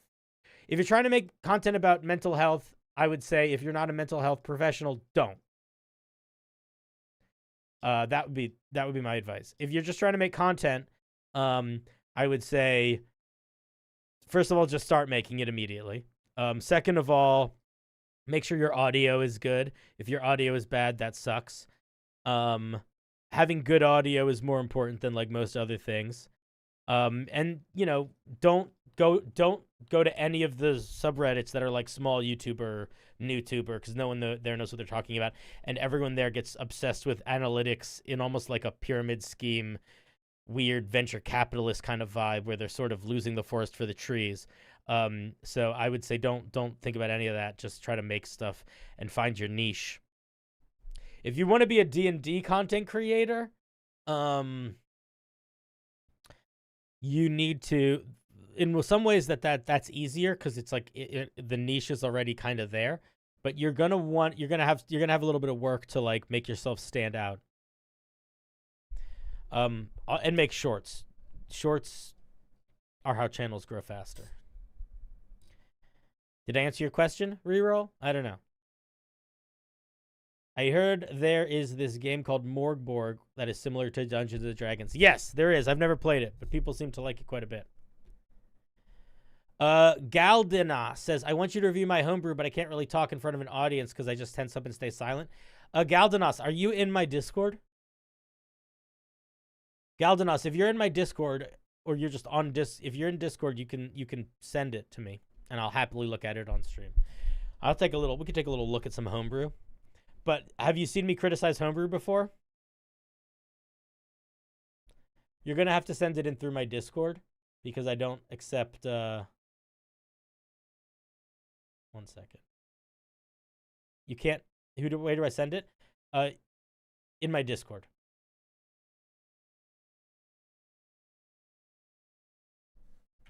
There's the Discord if you want to go. Honestly, you could just post it in event Homebrew. Or do I have a better place for it? It doesn't matter, just somewhere I can see it quickly, so that's probably the best place for it. I think you can post stuff there. Let me know if you can't. Bildo subscribed for 22 months. Gores and S'mores, hello. Bildo, we got to start looking at like childcare. You know what I mean? We got to start putting a little bit of funds away for preschool. Did you figure out where you put it? Did you put it somewhere, Gald?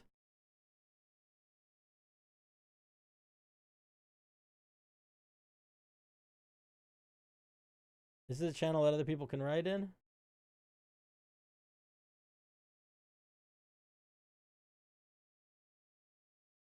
Sent it in event Homebrew. I don't see it.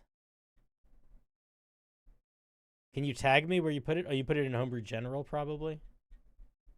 Yeah, okay, that's fine, too. All right, are you familiar with how I review Homebrew? Before I look at it? Here it is in the chat. Yeah, we're doing whatever. We're schmoozing. We're schmoozing and we're cruising. Are you familiar with how I review Homebrew? Answer that before I look at it.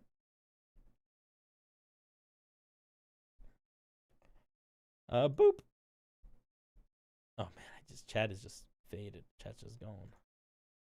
There we go.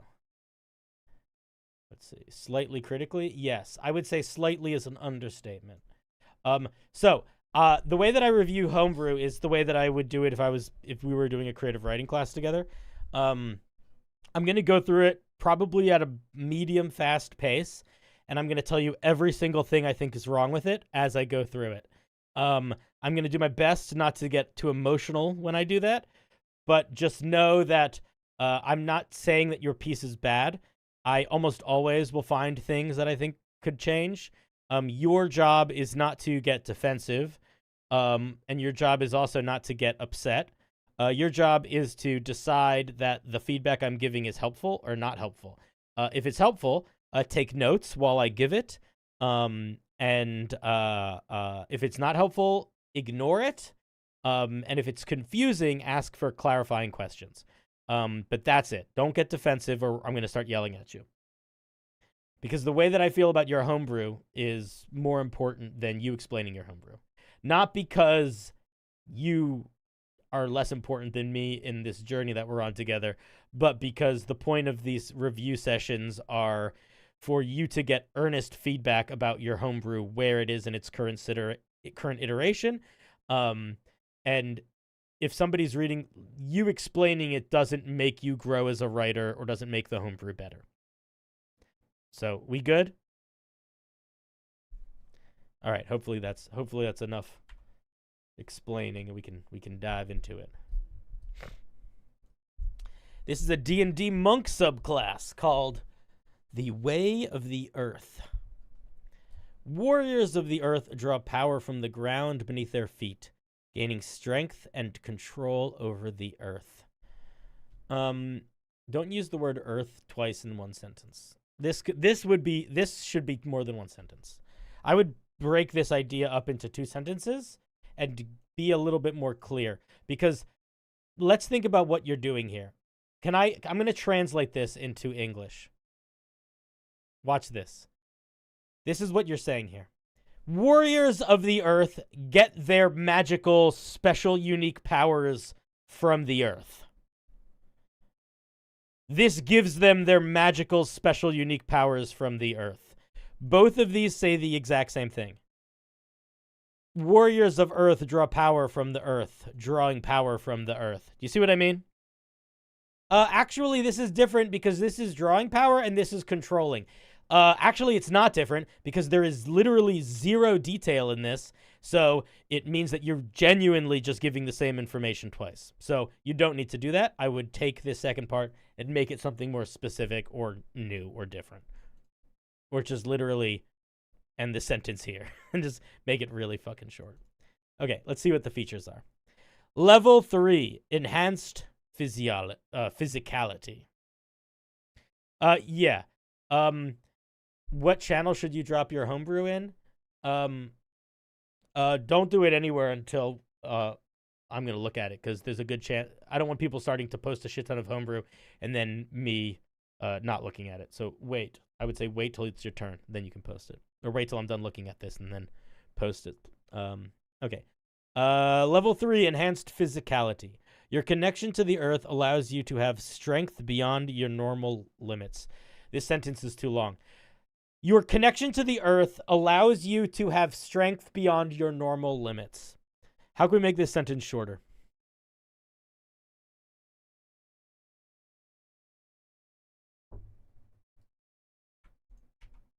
Oops, that's the wrong thing. This sentence could probably be 5 words. Here it is right now. Your connection to the earth allows you to have strength beyond your normal limits. Your connection to the earth grants you inhuman strength. How about that? I would also argue that this is a nothing sentence.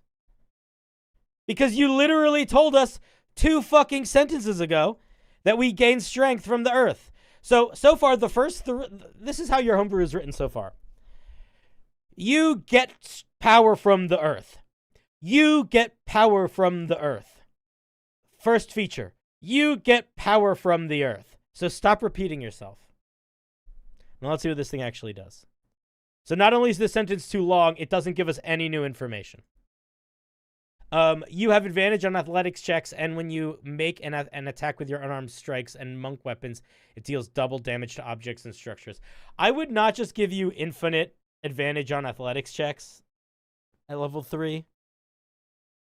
I might tie it into some other feature.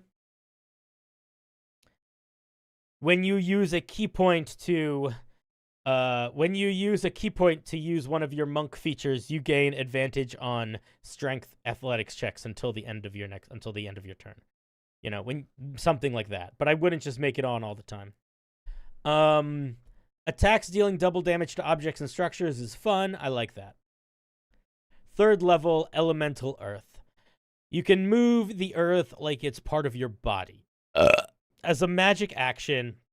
So this is 2024 rules, just in case you're not clear, anybody. As a magic action, you can choose. So maybe in 2024 rules, advantage on athletics checks all the time is a little bit more okay, because things are generally just like a little stronger in the new version.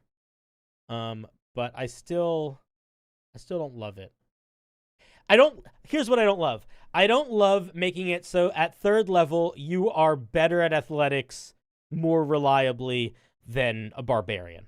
I don't love that. Almost everything in D&D that gets advantage on athletics checks gets it in a limited way. There's a couple types of checks that having advantage on all the time is much more okay than others. Athletics and stealth probably are 2 of the trickier ones because they are very mechanically bound. Like they're very easy to take advantage of with an intelligent player. Yeah, we're looking at homebrew. All right, let's see what this other feature is. Elemental earth. You can move the earth like it's part of your body. As a magic action, you can choose a portion of dirt or stone that you can see within 30 feet and that fits within a 10-foot cube. This sentence is annoying, but the 2024 rules are really poorly written, so maybe this is fine for that. I would put the 10-foot cube before I put other things. I would say, as a magic action, you can choose a portion of dirt or stone up to a 10-foot cube Bop, bop, bop, bop, bop, bop, bop. I also think you need to clarify whether it works on loose stone or worked or unworked stone. One of the more important things that you got to think about when you're building mechanics that are allowing you to mess with the ground is when are you allowed to versus not. So most of the time when you can manipulate the earth, it has to be either loose soil or unworked soil or stuff like that. So you couldn't just like take walls off of a dungeon or drop the floor out from under enemies outside of like certain circumstances. So there needs to be some limits on this. You can move the targeted area up to 30 feet in any direction. I think that moving a 10-foot cube of dirt 30 feet, it's probably fine. It's a little confusing. I don't know how I would implement that because what does it fit through? Like, can it fit through areas that are not a 10-foot cube? Does it knock creatures out of the way? It's such a large amount of stuff that you're moving, such a big distance, that if you don't have the clarifying language of how it interacts with creatures and spaces, it doesn't really work. So, like, for example, if we look at the spell Mold Earth, for example, the spell Mold Earth allows you to move up to a 5-foot piece of dirt. But look at all of the rules around it. There's so many things. This movement doesn't have enough force to cause damage. There's not, like, all of these. There's so many limitations built around this, and that's the only thing that really makes it work. So I think that you don't have any limitations listed here. For example, if I move a 10-foot cube of stone 30 feet up into the air, or I move it like at a 45-degree angle, so I like put it above someone's head, what happens when it falls? How, like, let's say it'll fall like 15-ish feet, give or take, if you move up diagonal. So like what happens when it falls? Does it do more does it knock people down? Does it deal damage? Like, where are the mechanics for that?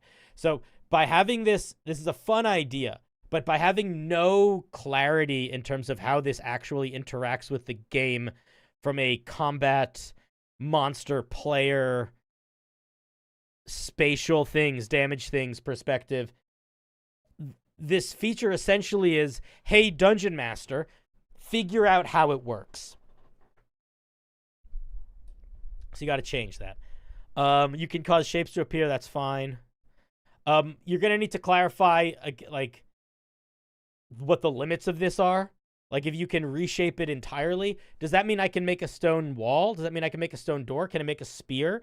Can I make something with moving parts? Can I make it look like a person? Can I make it look like a statue? What are the limits? So everything here needs limits. It is too open-ended right now. If the dirt or stone you target is on the ground, you can cause it to become difficult terrain. Alternatively, you can cause the ground to become normal terrain. This last part is fine. I think that is literally just taken exactly from Mold Earth. But yeah, everything else here needs a lot more clarity, or it just doesn't work.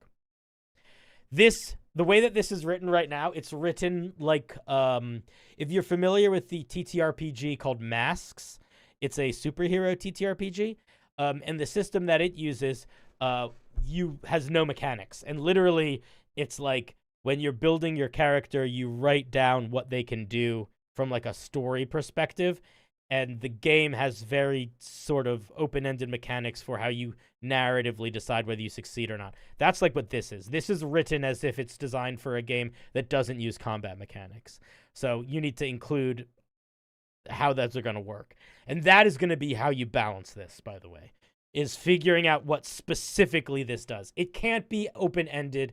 It cannot be as open-ended as it is right now. It can be somewhat, right? You could sort of have it so like you can move some dirt around, blah, blah, blah, blah, blah. But if you want it to be able to, but you need to have the specific ways that it interacts with creatures or objects or space. And that needs to have some limits on it. Let's look at level 6.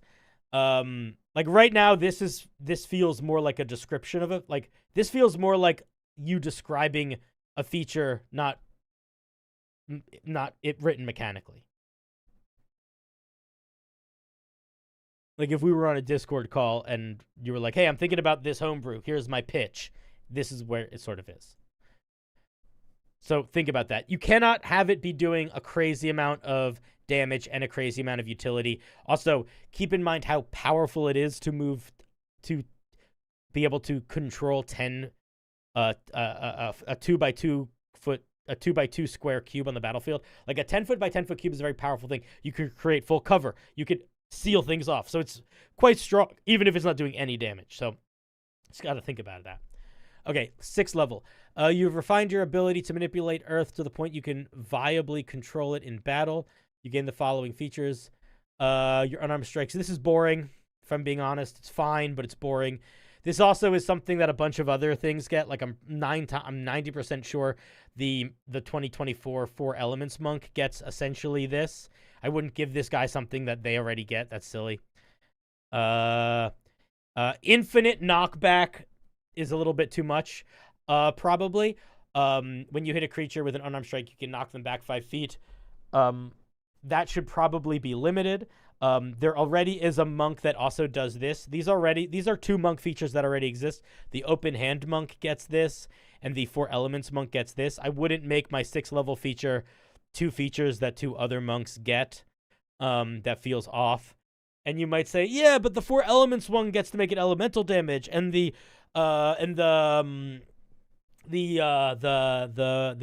open hand monk, it knocks them back more than 5 feet. So both are stronger. It's like, yeah, but this is still not unique. You know? So I would probably just whole cloth lose this, come up with something different here. As a bonus action, you can expend 2 key points, target a 10-foot area on the ground within 60 feet of you. Each creature in the area has to make a dex save. On a failed save, they take bludgeoning damage equal to 3 rolls. This just feels like the 4 elements monk. Have you not looked at the 4 elements monk? You're building a 2024 monk. Why are you making this so similar to the 2024 4 elements monk? This is exactly what they get. At 6th level, the 2024 4 elements monk, they can spend key points to do a ranged AoE damage thing. Yours is spending key points to do a ranged AoE damage thing. It's exactly the same. Don't do that. Make it different. Okay, so if you haven't, then my feedback... Oh, wait, then the more important feedback here is whenever you are making a new subclass for something, make sure you read the subclasses that already exist. Because you might unintentionally be making something that already exists, which doesn't mean that you are bad at designing, and it doesn't mean that it's unbalanced, but you are now deciding to make something that isn't unique.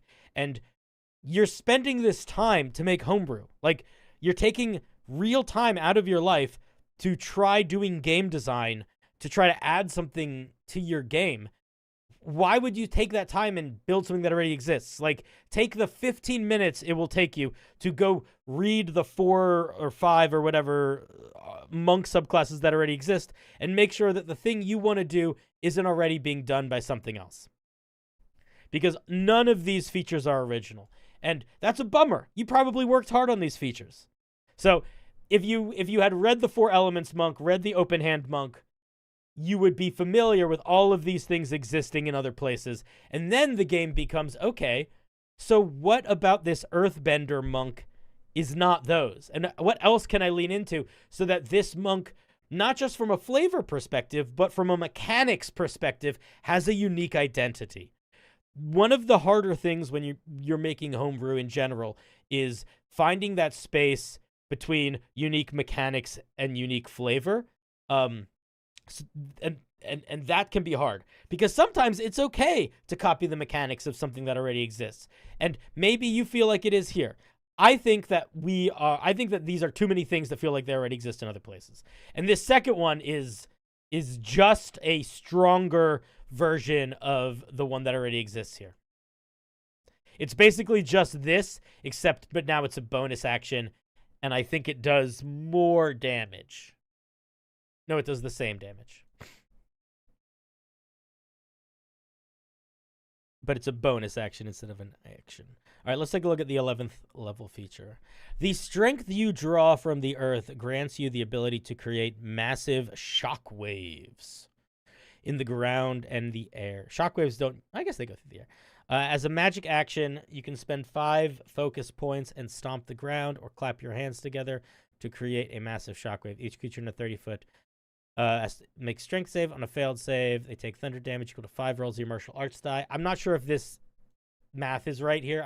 This might need to be lower. Knocked 20 feet back and knocked prone. That's really cool. I love a giant knockback. I would probably make this do less damage and lean into the knocking people back and knocking them prone thing. 5 rolls feels like way too many for this hitting everything in 30 feet and a 20-foot knockback and prone. I would make the damage a lot less, probably. I also probably wouldn't make it cost 5. I feel like that's an annoyingly expensive thing. Like, I would weaken it. I think this is more fun if you can do it if you have more uses of it. Also, it's more fun if it doesn't eat your focus resource so you can't use your other features. So what I might do if I were you is I might not even tie it to focus at all. I might just make it like a couple times a day thing, or once like once per rest type thing.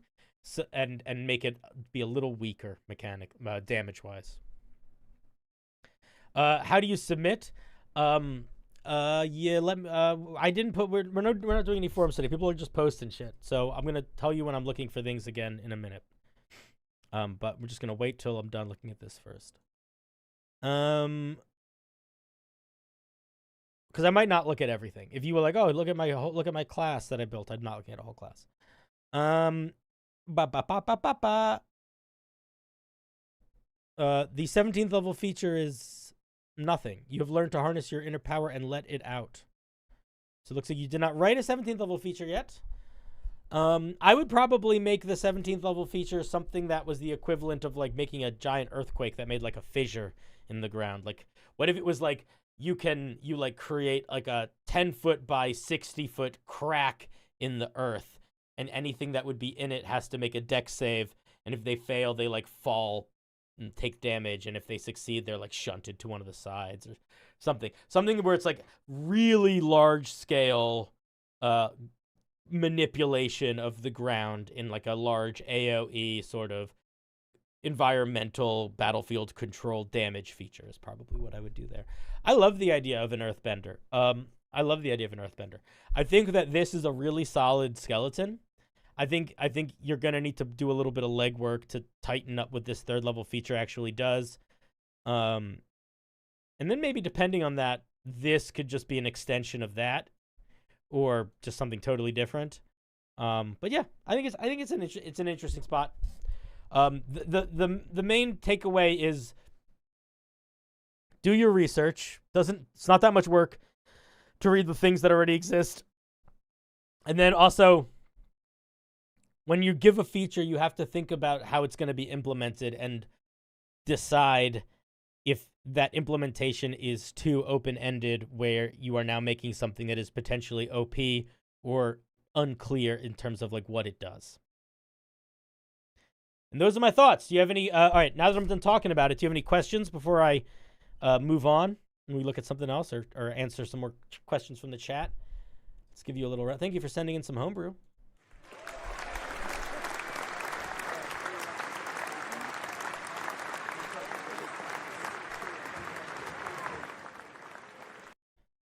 I see the ideas. Yeah, I'll look at some more. I'll look at a couple more. I think what I'm going to start doing. So, are you guys familiar with the Magic the Gathering creator, Maldhound? Do you guys know who that guy is?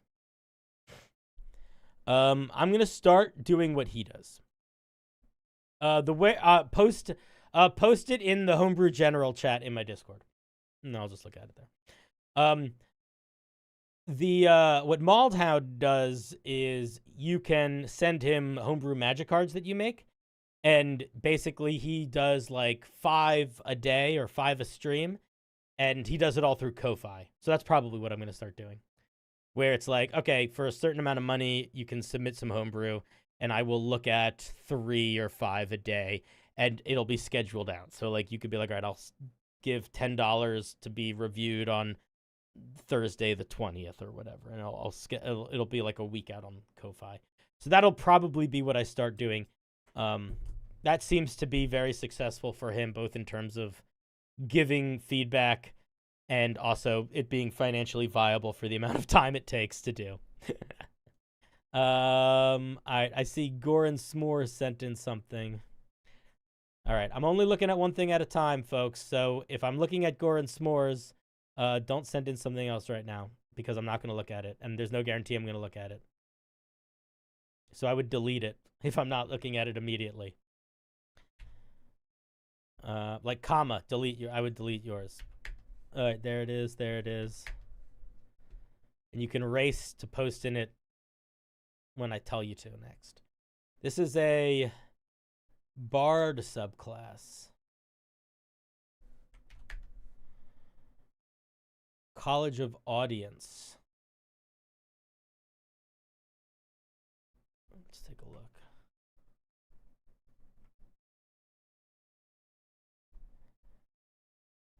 I can actually be a little higher up. Chat, you can come with me. I need to fix chat. We'll do it later. Doesn't matter.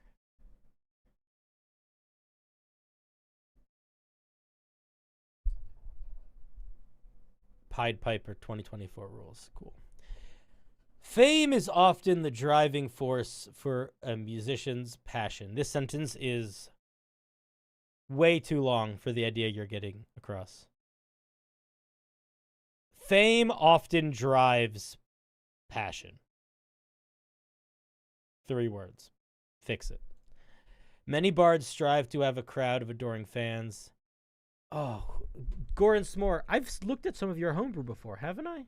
Why are you falling for the oldest mistake in the writing book? Do you see this, however? You see this, however, here? You know what this, however, means to me? This, however, means that none of this matters. This, however, means that nothing here is explaining what this subclass is. Don't waste my time or any of your readers' times by saying, most bards are like this, but this bard is like that. Just start by saying what this bard is like. College of Audience, however, has found its fame in unlikely communities, being paraded by critters of nature. Yeah, this whole thing, I would rewrite this whole thing. This is pretty choppy. I would rewrite this whole thing and I would basically say something like, College of Audience bards prefer the company of woodland creatures to ordinary people in terms of their, something like that. That could be this whole fucking thing. It could just be that sentence. This is way too long. Bards of the College of Audience. Also, College of Audience is not the right word here. Change the name. Every bard is a College of Audience bard. Unless this is unless the goal here is that you are part of the audience, change the name. Bards of the College of Audience often are seen strolling through towns with gatherings of tiny creatures. These beings idolize the bard. You're just repeating yourself here. Whether on the battlefield or in the dens of taverns, this entourage loyally. You're just repeating yourself. You're repeating yourself like 4 times. So this could be like 3 sentences long. It seems like the only important information is that you play music and then you're loyally followed by little creatures. So that's all. So don't take 2 paragraphs to say 2 things. And especially when you say those 2 things like 4 times. All right, let's see what we get at 3rd level. When you join the College of Audience at 3rd level, an entourage of tiny harmless creatures has found their way to your melody. While you're alive, the entourage will always be somewhere within 120 feet of you, hidden from vision and following in silence, whether by crawling, flying, or floating. You determine what tiny creatures make up your entourage, or you can generate its appearance by rolling the entourage appearance table. If these are like creatures that exist in the world, there probably needs to be. This is very mechanically confusing if these are a physical creature. If this is just flavor, then this is fine. If this is a if this is a creature, what does it mean that they are always within 120 feet of you? What if somebody grapples them and then you get teleported more than 120 feet away? What happens? Do you know what I mean? So, like, there's a lot of, like, how the fuck does this work? If it is... okay, let's see what's going on here. So this... I'm hoping that this is just flavor. Let's just assume this is just flavor.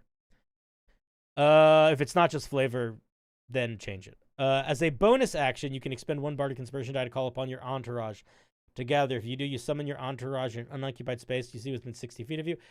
Okay, so then just fucking lose this. If it's just a thing you summon, then it's not always around you. Just drop this. Yeah, so then then cut this whole thing. Because people are not going to assume that it's just flavor. Like, look at how the Swarm Ranger works. The Swarm Ranger doesn't have a swarm. It's just flavor. And then they get mechanics that do that stuff. But there's no rules about how... because by you giving this a stat block, you need to now establish any rules about it not being able to be a certain distance from you or whatever. Like, you either need to deal with that or not deal with that. And I would just not deal with it by cutting it out. Okay, so you lose a Bardic Inspiration. You summon a thing. It lasts for 10 minutes. You can use your bonus action to make it do stuff.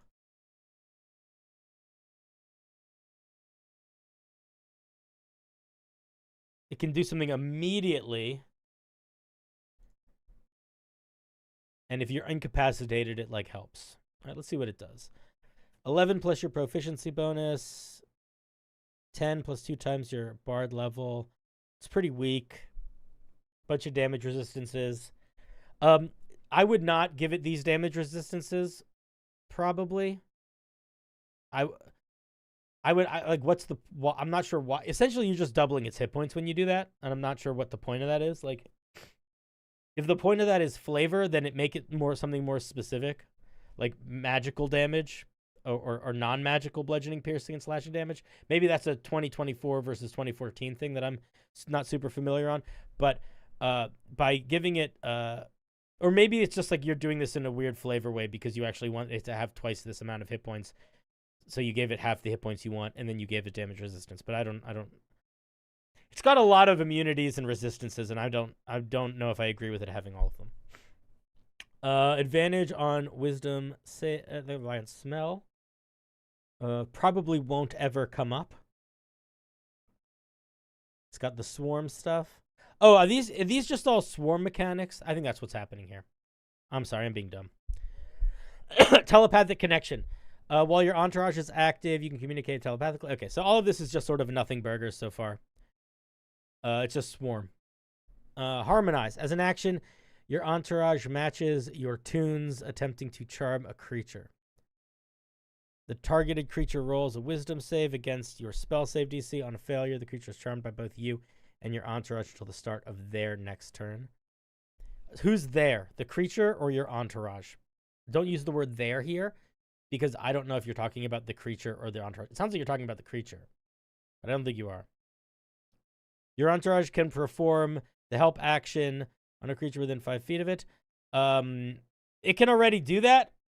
You don't need that written in here. Any creature can take the help action. Just the help action. So you don't need this. Swipe. As an action, your entourage can attempt to steal an unused weapon or item of a size small or smaller off creature's body that is within 5 feet of it.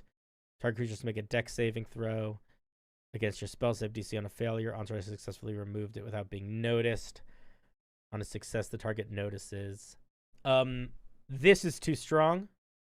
What do you mean? So I would say a weapon that is a weapon on their person that is not being worn or held is probably what I would say. I think unused weapon is a weird word. I don't mind the swipe. I'm gonna be honest. This is a very, very complicated way of getting to you expend a bardic inspiration to be able to steal something from someone or charm them. That's my thought immediately, is that I think that this is one of those situations where you are trying to make the flavor and the mechanics match too directly, and it's overcomplicating what this is doing. I don't feel like this needs to be a creature stat block. Or if it does need to be a creature stat block, I'm not feeling it in the mechanics or the flavor right now.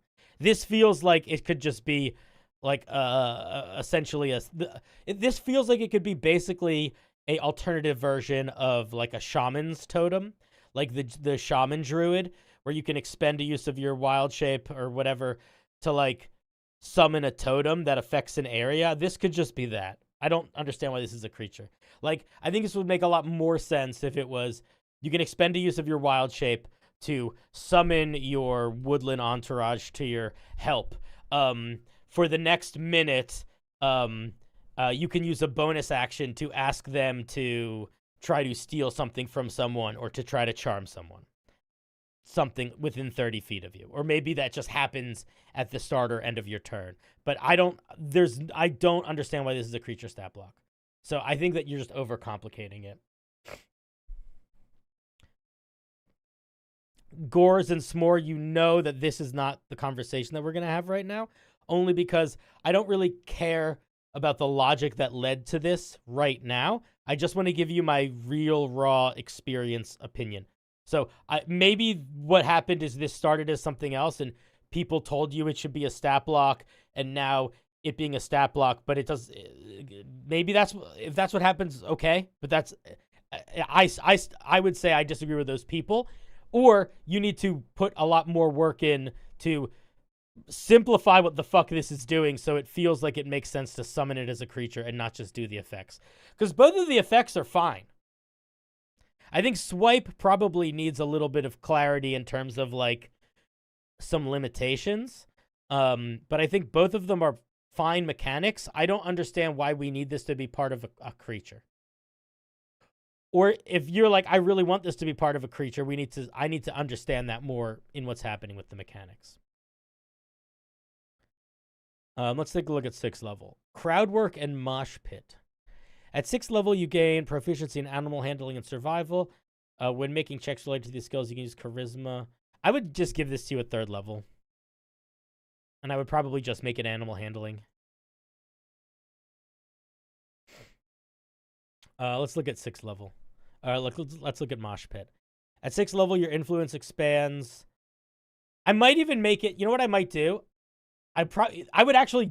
This is what I do. I would not give you proficiency in survival and animal handling at all. I would just let you be able to use charisma for them, or I would make it like the Fey Wanderer Ranger, where they can use charisma for wisdom stuff, and then they get to pick having proficiency in one of those skills. So give you some, don't just give them all of it. Make them pick a little. But yeah, this could be a 3rd level feature, especially depending on how you change this other one. Because the other one's not crazy strong. Like, the things that would make this feature overpowered are things that you're going to need to tweak regardless of whether you keep this a creature or just a feature. Creature or feature. 6th level. Your influence expands. As a magic action, you summon a 15-foot emanation on a point you can see within 60 feet of you. Lasts a minute. Oh, yeah. If all of these things... And it looks like none of your other features are expanding on the stat block. Fucking lose that stat block, man. You're wasting... It's taking up valuable creative real estate that you don't need to be losing. Hi, Gina. All right, let's take a look at Mosh Pit. At 6th level, your influence expands. Magic action, you summon a 15-foot emanation on a point you can see within 60 feet of you. Lasts a minute. The space fills. The space fills with small enchanted creatures that follow you. If this is not literally happening in a way that you want people to have to deal with an area that is overrun with creatures, I would put the word spiritual or visage or something in there. Otherwise, it's like, I don't know.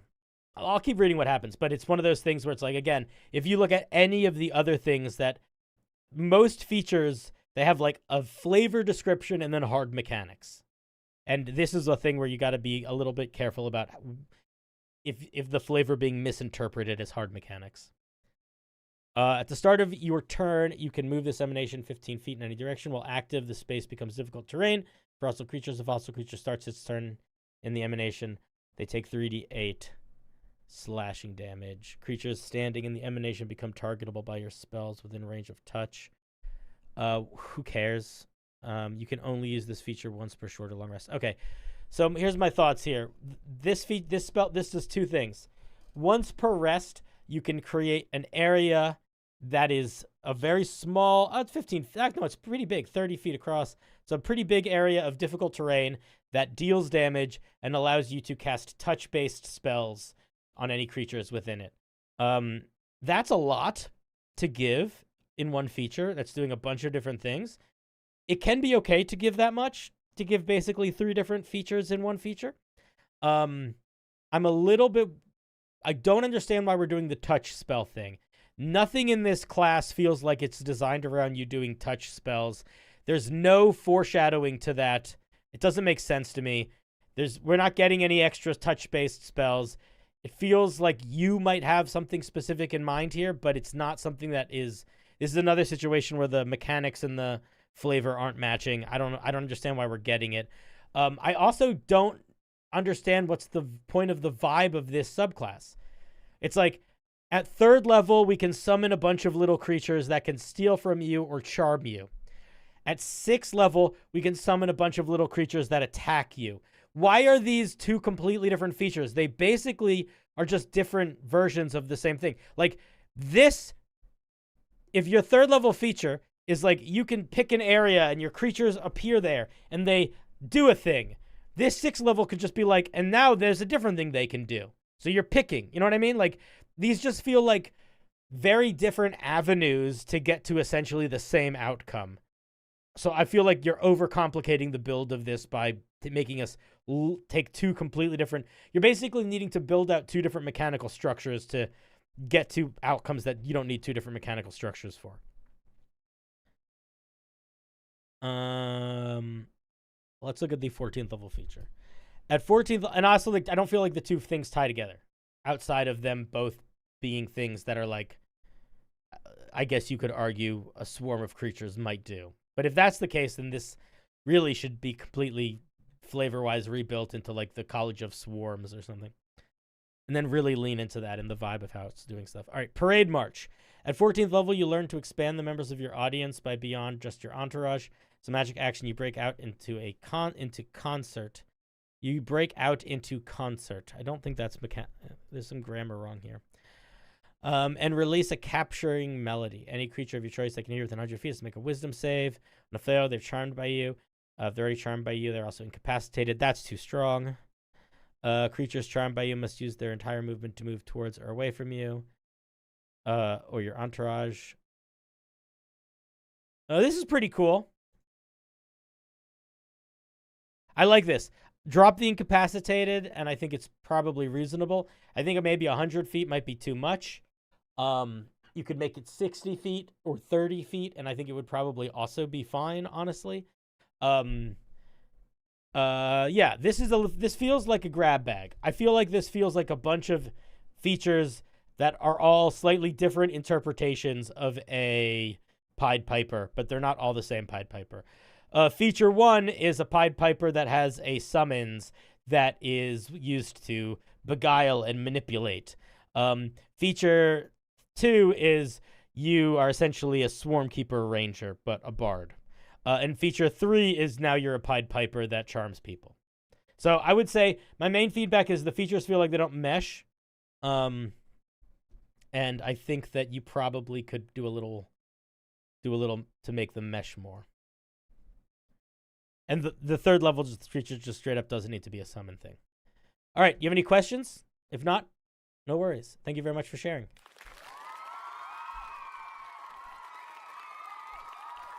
Thank you.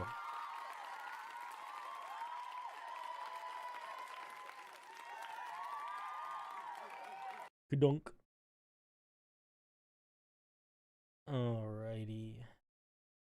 Ba ba da dee doo doo dee dee dee dee doot. Bleep bleep bleep bleep. Ba ba ba dee doop doop dee doop doo dee doop. Blah blah bleep bloop bloop blah bloop bleep bloop bloop bloop. Doom doom blop. Bloop bleep bleep bleep bleep bloop. All right. Do we have any non-homebrew questions? Or are we just deep in homebrew mode now? I'm going to be honest, I don't want to read that much homebrew right now. I don't want this to be I'm reading 100 pieces of homebrew. And I am in more of a mood where if I think your homebrew is boring, I'm going to be honest about it. So you just know that going in. I'm in more hang mode than earnest feedback review mode. So if you don't want that, don't tell me to look at something. What's that gold thing in the background? What gold thing? That's an angel. It looks after me. Okay, if somebody else wants me to look at a piece of homebrew, you can send it to you can post it in the Discord if you want to. I'm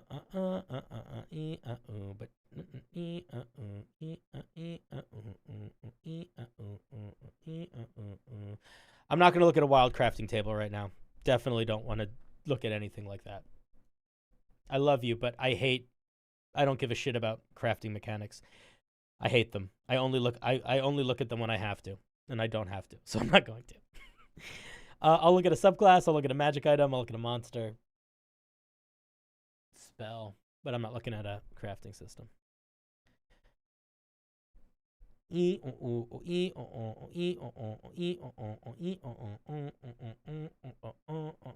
was gonna let the next person that after the DM post something because they posted something before I asked. So I was going to skip them because they weren't following the rules. But if no one else posts anything, I'll definitely look at theirs. But no one else did, so I will. But yeah, in the future, I was gonna totally skip them because I don't like when people post things before I ask. Let's take a look. Animate Colossus. A spell. Let me move over here. That's better.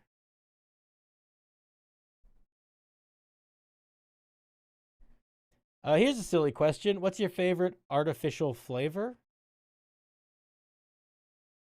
I don't have a favorite artificial flavor. I have a least favorite artificial flavor. I really do not like the flavor of artificial cherry. Because I love cherries. Cherries are one of my favorite fruits. But artificial cherries, I think, are gross. All right, let's see what we got here. Animate Colossus, a spell. An 8th level summoning spell? Ugh. Bro. We don't need this. That's my first thought. I'm going to be honest. My first thought is this is going to be hard to balance and we don't need it. Let's keep reading. Let's keep reading.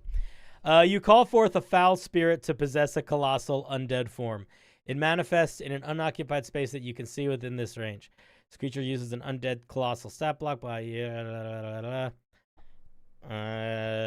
creature's colossal type determines some of the stats.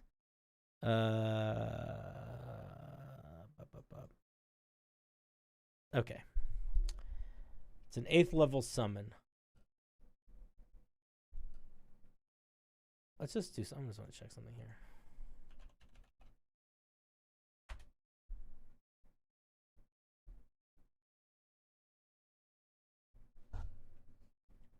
Let's just look at the ones that exist.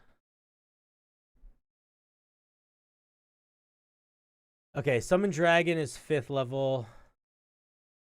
Summon Celestial is 5th level. Okay, so those are this is 6th level. Okay, so these are the only ones I really care about. So 2 levels lower, you're summoning a fiend. It's got 18 AC or 19 or 20. Yours has 18 AC or 19. It has between 40 and 60 hit points. Let's just say 50. So let's say it has 50 or 65 or... okay, let's do a little bit of math. 30, 45, 50 plus 45 is 95. Where's yours?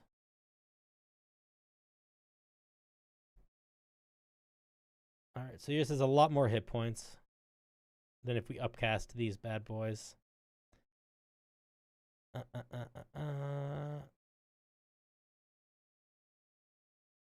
12 plus 3 plus the spell's level. All right, I'm going to say right now it feels a little... It feels like it... We'll see how it feels. We'll see how it feels. We'll see how it feels. I don't know how I feel about it yet. The strength is crazy. Colossal form. So you pick when you summon it between a Titan or Abomination or Legion. Or Abhorrent. It has 4 different forms. That's too many. Make it 3. It's a little slower. Okay, let's see. Colossal form. Some creatures can't move through it. Any creature under it, when it falls prone, is grappled. Legion, it can enter hostile creature's space. Abhorrent, each creature features starts to turn within 30 feet of it, makes the wisdom saving throw, become frightened. Wretched speed. If it takes 50 or more damage in a single turn, its walking and climbing speed increased by 20. It's 3. Legion, Titan, Abomination. Did I miss? Did I? Oh, I read Abhorrent. I'm sorry, that was stupid. My bad. Multi-attack. Makes 4 attacks. And it's doing a D10 plus 15.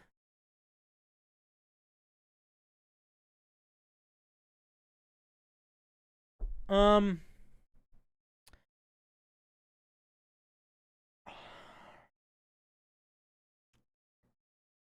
don't know.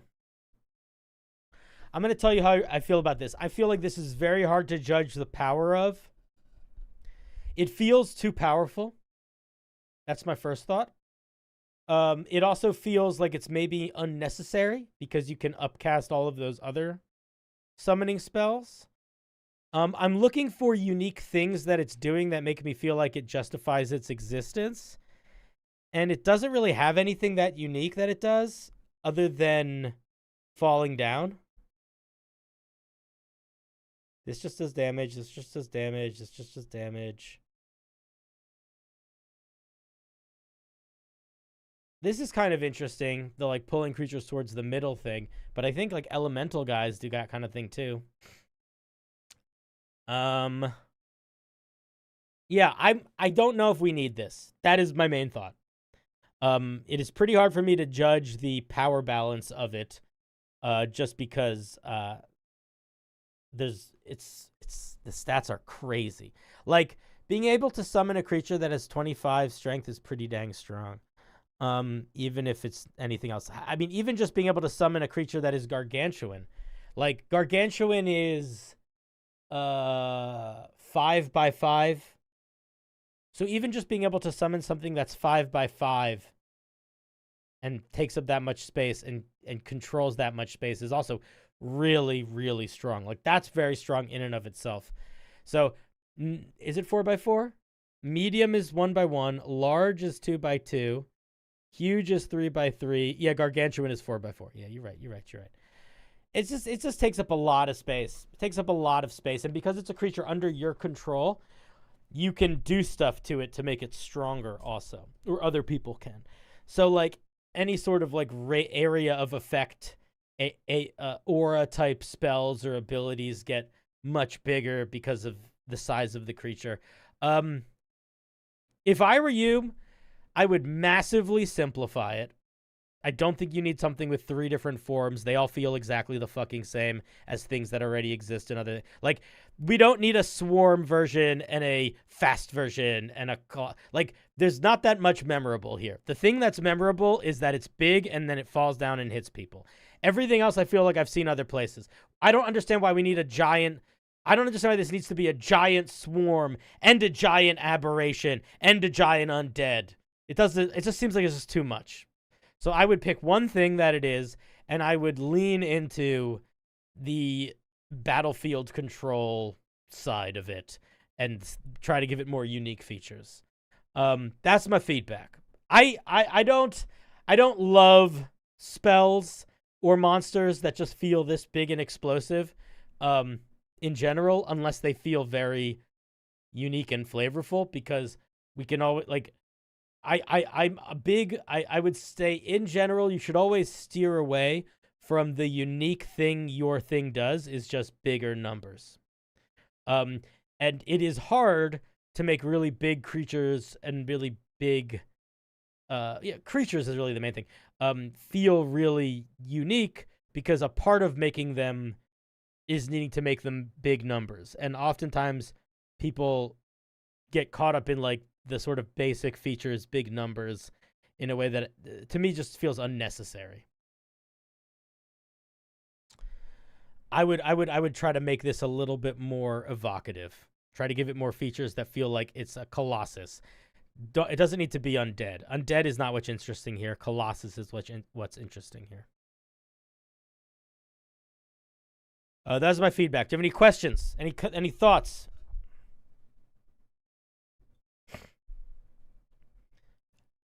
Like, this doesn't feel like an undead. It feels like a giant that is too complicated right now. You want to ride it? Hey, don't we all? All right, thank you for sharing your animate Colossus.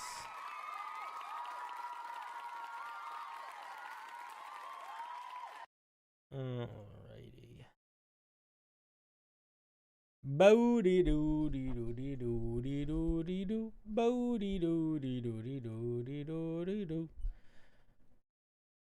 Oh, body badai. Oh, it's fine. The rules weren't established. You were just doing what you thought was the right thing to do. I was going to use you as an example in a way that wasn't kind, and I'm glad I didn't have the opportunity to. If anything, I should be the one that's apologizing. Oh, man. I'm so excited to go to Australia, guys. It's going to be so fun. It's going to be so fun.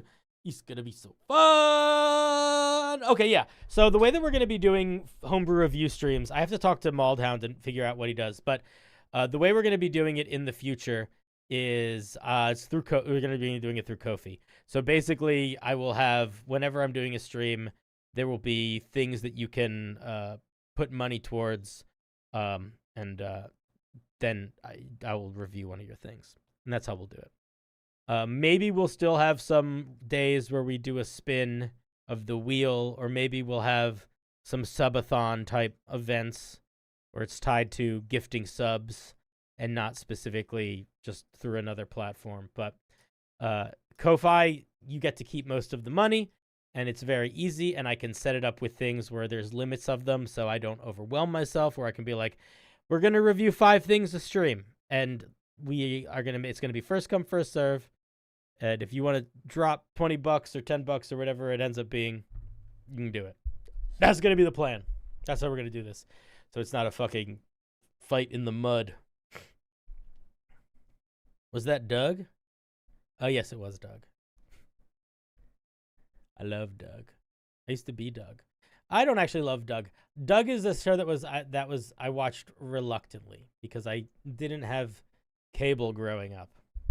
When you don't have cable and you get to watch cable, you're very excited for anything on Nickelodeon, even if it's something that you don't particularly like that much. There's no heroes in the mud. It's a knife fight. It's a number on a piece of paper. Anybody else been watching Succession lately? Succession? I hardly neshin.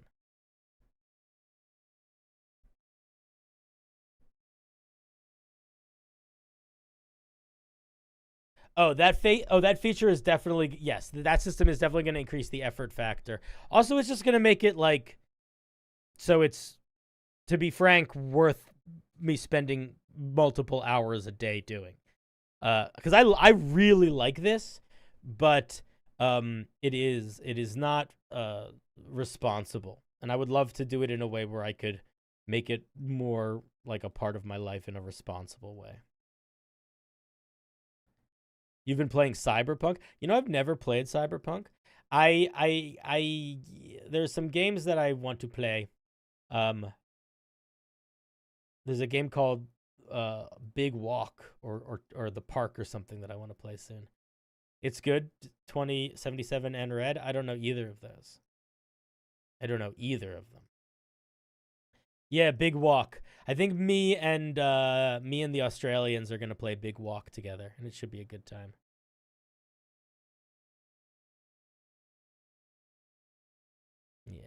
Yeah, it'll be nice.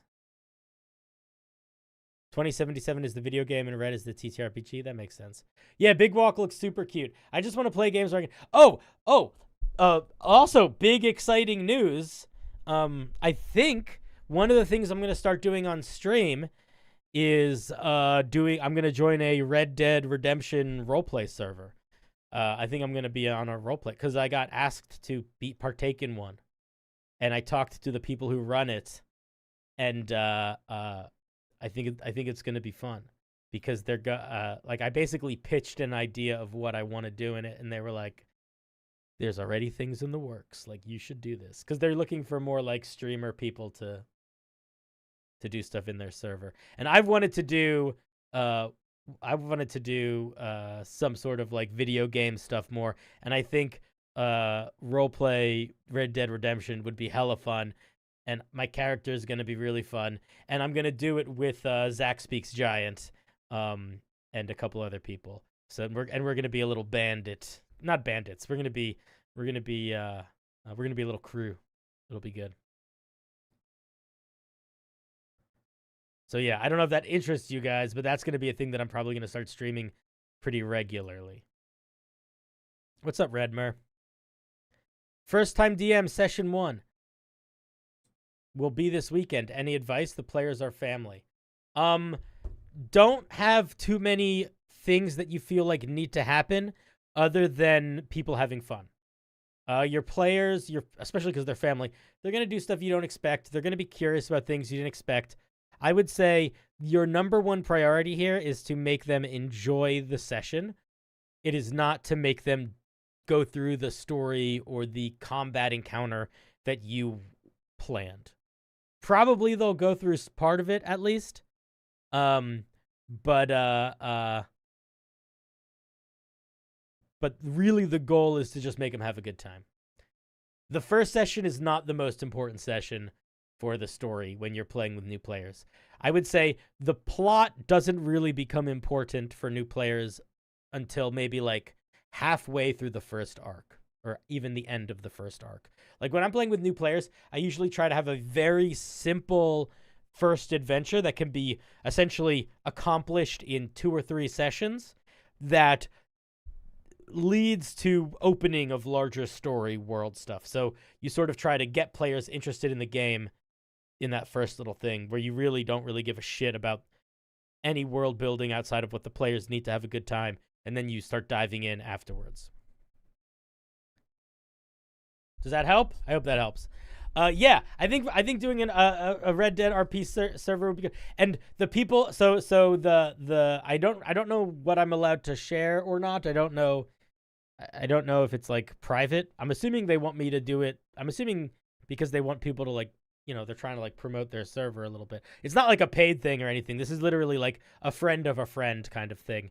But I want to be someone. The goal, my character's goal is that my character is entering this world, entering this part of the world because he has heard rumors of monsters and he is a monster hunter. Now, I don't know if he is going to actually be a monster hunter, in that I don't know if the devs of that world are like programming in supernatural monster stuff, or if I'm just going to be a crazy person that's chasing, like going on like wild goose chases and or sort of creating the rumors that I'm trying to solve. Like, part of me wants to do the thing where it's like you go to a place and try to make people think there's a ghost, and then go there 2 days later and try to get the ghost. You know what I mean? So maybe there'll be that. I don't know what we're gonna do, but that's sort of, I'm gonna try to be the Witcher in Red Dead Redemption. We'll see if that makes sense or works. I have no idea if it will.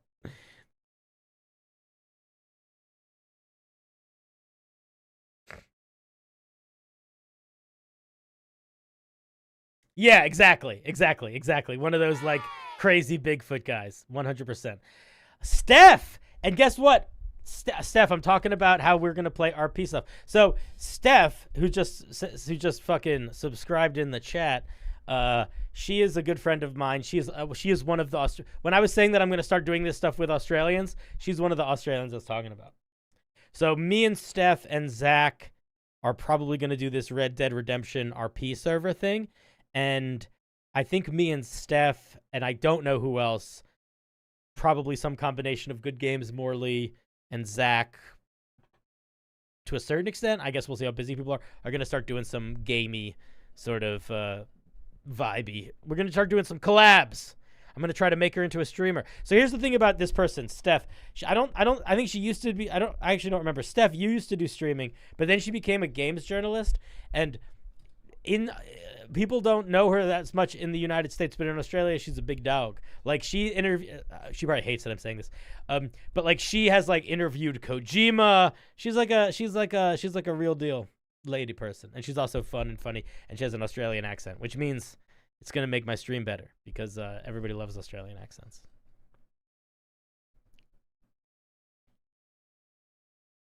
So Steph, I don't know if Zach told you, but our initial Red Dead RP characters idea sort of evolved because we talked to the people who run it a little bit to get a sense of like the things. So I think what we're gonna do, Steph, is we are going to be characters that are trying. Our goal is, I don't know if I don't think it needs to be what all of our personal goals are, but I think the story, quote unquote, that we want to tell is our characters become a monster hunting band, like a not a music playing band, but like whatever we were. Like, it's almost like, you know how like when you're playing D&D, you have like the inciting incident where it's like, now we're an adventuring party. So I think we're going to have the goal. My goal is that our group's goal becomes, we are trying to investigate mysteries that are specifically supernatural and monster related and hunt and kill monsters. And what I would really like to have happen is get to a place where like people reach out to us, where they're like, there's strange noises in the woods, and we're like, all right, give us $20 and we'll go kill your ghost. And maybe we kill their ghost, or maybe we put on a big charade where it looks like we're doing something, but really we're just goofing and gaffing, and then we take their money. That's what. So some of that, and I was thinking about it, like, what sort of character do I want to be? And I don't know if you've seen the show Dirk Gently, or read the book, but I want to be like that. Like, I want to be a holistic monster hunter, where I sort of feel like we are doing investigating and clues, but we sort of assume that everything will eventually lead us in the right path because we take our, you know, the universe is what drives us, or me. I don't want to put this on anyone. So Zach, this is what I think. Also, hi Zach. This is what I think we should do. I think that we should all have slightly different places that we start from, but we work together. This is what I want. I like the idea of us starting as fake monster hunters that turn into real monster hunters, but I also like the idea that some of us genuinely don't believe in monsters and some of us genuinely do. Do you know what I mean? Like, you can be someone that has reverence for the occult and be a charlatan that does seances. You know what I mean? Like, so like yeah. Because I want there to be a little, because that will also lead to some fun inner conflict. I think like I sort of want my character to be someone who really wants monsters to be real. Whether or not they believe in them, I think they really want them to be real. And they like here's what I was imagining for my character. Like, what if my character was like the last grandchild, like the youngest last grandchild of some Van Helsing style family, but very removed from that family, and he sort of like looks like once like, oh, my great grandpa was so cool, he like fought monsters, but like everyone's like, no, he didn't, he was a fucking liar, monsters aren't real. And he's like, no, they are, he was cool and I'm gonna be cool, like, you know, like sort of like I want monsters to be real, and I want to like be of the monster hunting lineage. Anyway, that's what I'm thinking. I think it's going to be a good time. I also think it's just going to be fun to wander around and talk like silly people. And I really want to lean into the holistic element too, where it's like I want to take some things too seriously as clues. You want to know something sad about the chupacabra? It's one of the only urban legend cryptozoology creatures that is like 100% proven to be created fictitiously by a government in order to move attention from a population away from things the government was doing. There are like documents on it, unfortunately. So the chupacabra really don't exist. It was very, very, very much created by the Mexican government to try to make people not pay attention to cartel war stuff. Ain't no thing. Yeah. The only reason I know that with certainty that I feel like I can say boldly is because I have had more than one Mexican person say that to me that didn't know each other from completely different places. But people that were like there was a guy that I worked with from Mexico City for a long time. And then there was another guy who was from some small town. I don't remember what its name was. I used to know. Anyway, his name was Dunny, and he was great. But I talked to both of them about monsters because I love monsters, and both of them separately were like, yeah, Mexico doesn't really have anything that cool because Chupacabra is just like a government op. And like everyone knows it was. It's like, oh, okay. Bigfoot was created to direct attention. I thought Bigfoot was created to direct attention towards the JFK assassination.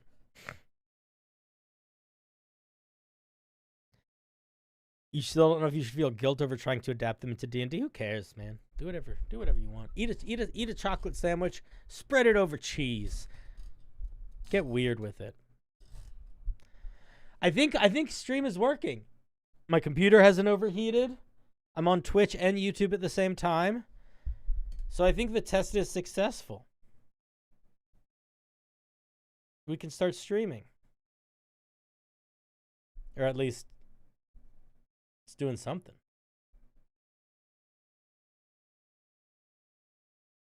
Three flavored to Machamp. That's funny.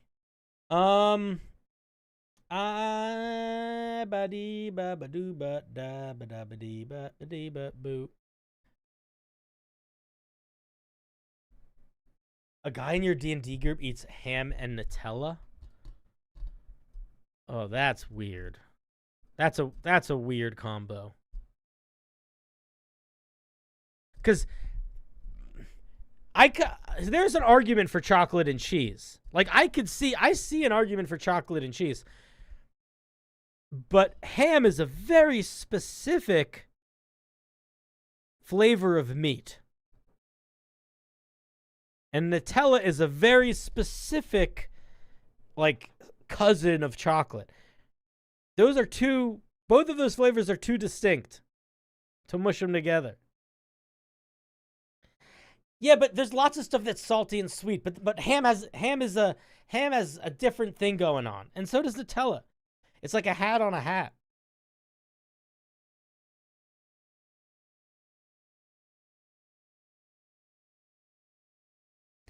You like dipping cinema popcorn and frozen Coke. I didn't know freezing Coke changed it. I thought temperature didn't really have anything to do with Coke.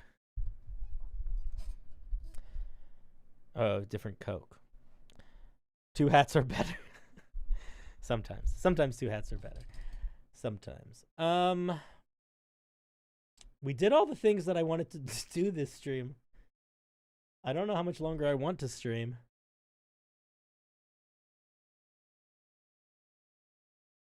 I don't really want to look at anyone's homebrew right now. I think I'll see if we have anyone that wants to call in. Looks like we do not. And maybe I'll start wrapping stuff up soon. Ham does have a very distinct funk. This is true. Chips and banana? Yeah, that would be American chips. That would be crisps and banana, friendo. Crisps. Oh, God. I have to learn. I don't have to learn anything. I'm going to Australia where they probably say all sorts of weird stuff. I wonder what stuff they say there. I wonder if any of it's nice. I'm probably going to say a bunch of bad words there that I don't normally say here. Well, really just one.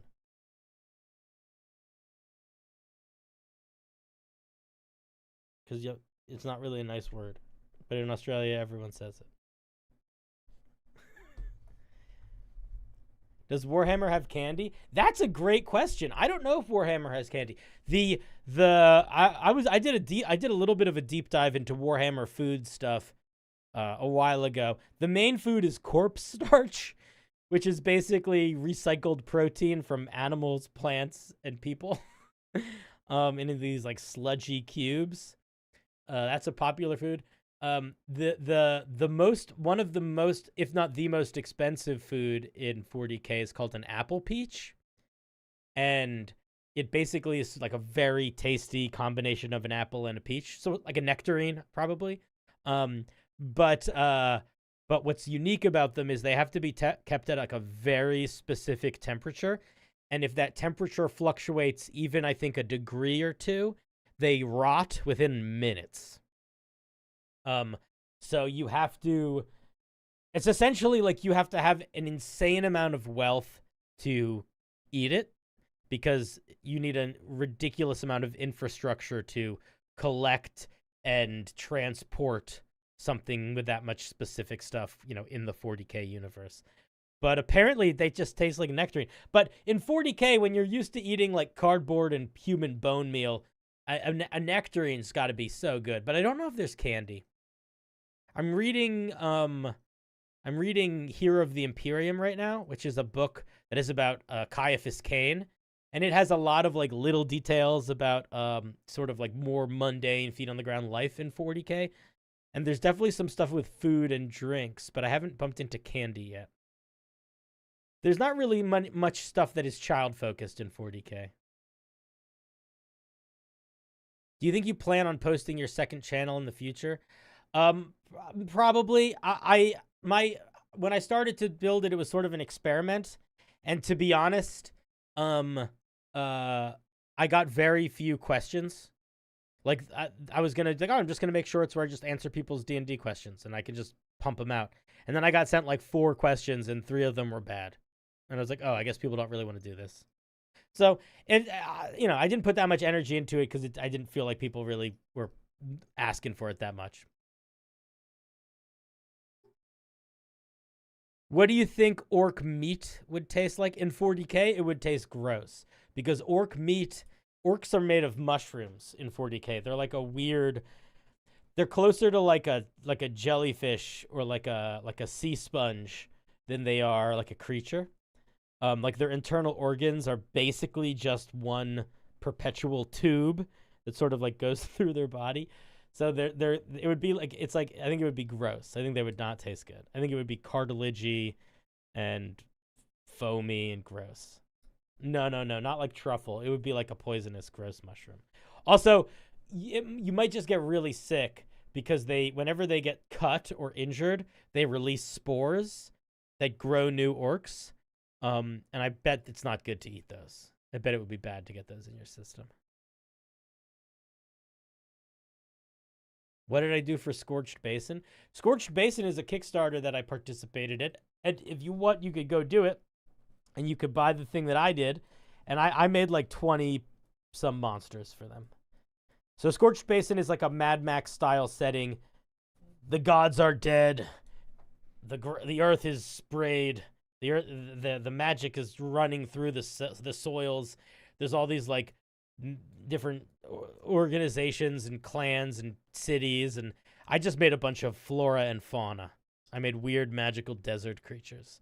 I made this one thing that's like a sea anemone that's under the ground, and if it eats you, it just drains you, and then you become like a crystal zombie that is bioluminescent. And so at night in the desert, you can sort of see like almost like an aurora borealis in the distance, but on the ground, and that is seeing like a roaming horde of undead, basically, and they're drawn to magic. And I made an ooze that changes how much it can move based on how much light it's in. I tried to make all of them very based on the desert that they lived in. So, for example, like the ooze one lives in like the cracky crevice places. So they basically hunt or hide based on what time of day it is. I made these guys that are kind of like jellyfish that exhume water vapor. So they have camouflage where they look like a cloud, and they can shoot a harpoon like mouth thing down. And the more of them that are harpooning a creature, the bigger the creature is that they can pull up into the air. So like one of them can really easily pull a small creature, but like two of them could pull a medium creature more easily. But if like four of them get into a medium creature, they're like gone. And then there's these like alligator type things that swim through the sand, and the way that they swim through the sand is they emanate these vibrations as they move that turn the sand into more of a viscous kind of like if you ever vibrate sand, it sort of becomes liquid. So they vibrate the sand in front of them and behind them so they can literally swim through it, but they can also use that to like churn the sand under creatures to like capture them. What else did I make? I made a mountain goat that has the ability to, whenever it leaves the ground, it can basically rewind itself. So it can like teleport back to whenever it last had its feet on the ground. So it will do things like full force slam you off a cliff and go off with you and then teleport itself back. I made these big armadillos that climb cliffs, but the way they climb on the cliffs allows essentially you to follow them because they sort of make footholds. I made a lot of stuff. It was fun. I made these little birds that are like bioluminescent, and they can flash different colors to communicate. So they're not like highly intelligent, but they're more intelligent than most animals, and they communicate basic ideas, emotions. I'm hungry, I'm scared, I'm, yes, no, that sort of thing. So they're quite helpful because they can make good scouts and they can like light the way, but they bond with creatures really dramatically, and they make light all the time. So if you are traveling with them at night in the desert and you don't want to be seen, you have to like figure out how to navigate that with this creature that loves you and wants to follow you everywhere and like lights up like a party trick every couple seconds. Hey Cinder, which literature from the D&D store would you recommend to a D&D beginner? Which literature? I don't know from the D&D store. If you were going to buy any official books, I would say the Player's Handbook is the best place to start in terms of what you need for the rules. It doesn't have a lot of monsters in it, but it has enough that you could even run some basic stuff with it. And you can also find a lot of monsters and homebrew and stuff online. But the Player's Handbook has all of the basic rules and all of the player options in terms of things they can do and like game mechanics. If you're looking for like pre-written campaigns and adventures, I wouldn't start with a pre-written campaign. I would start with running shorter adventures. There's a guy, M.T. Black, M.T.Black, who has like 1 million mini adventures up on like DM's Guild, which is like a website, and then you can also just find them online. That like when I started running D&D games, that's what I did is I just like bought or found online one-shots that other people wrote, and I didn't make them one-shots. I just took the puzzles and the dungeons or the plots or whatever, and sort of melded them to my game world and my characters, and it was very good. You okay, man? Yeah, I'm okay. Do I seem not okay? I look sick? It's probably because my lighting is weird right now.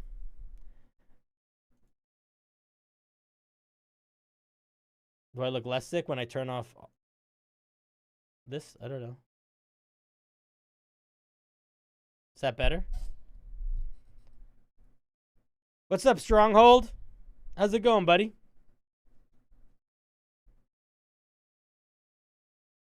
I'm doing chilling. Everything got... I could do this. I could just be in darkness. All of my setup got a little bit wonky.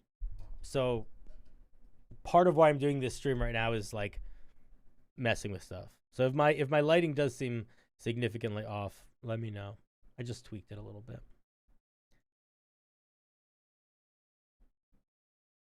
Blink goat. Yeah, it's basically blink goat. Although the goat that I made, it's CR. I think I made like it CR like 15.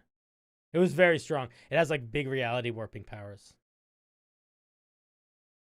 I don't think orcs can grow inside humans. I don't think humans are large enough to gestate an orc. Orcs are big. Tyranids can grow inside humans though.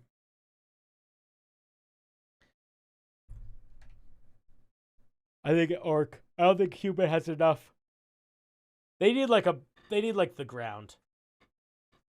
Orcs need they need earth.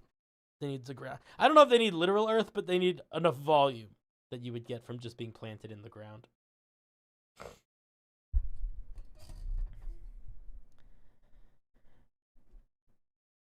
You're very welcome.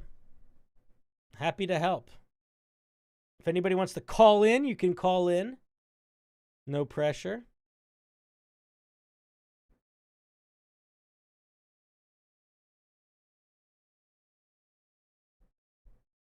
And if you want to ask questions in the chat, you can as well.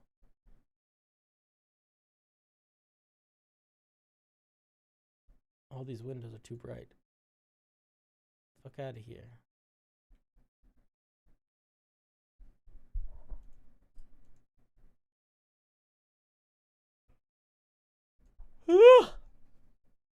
Maybe we'll end soon. Maybe this is a good end point. Maybe next week sometime when I have abundance of time and Ricky is here, I will ask questions so we can work on my little campaign. Yeah, you could call in if you want, Steph. We should just get you on Discord. Also, we should just start playing games and shit. We could be hell diving right now.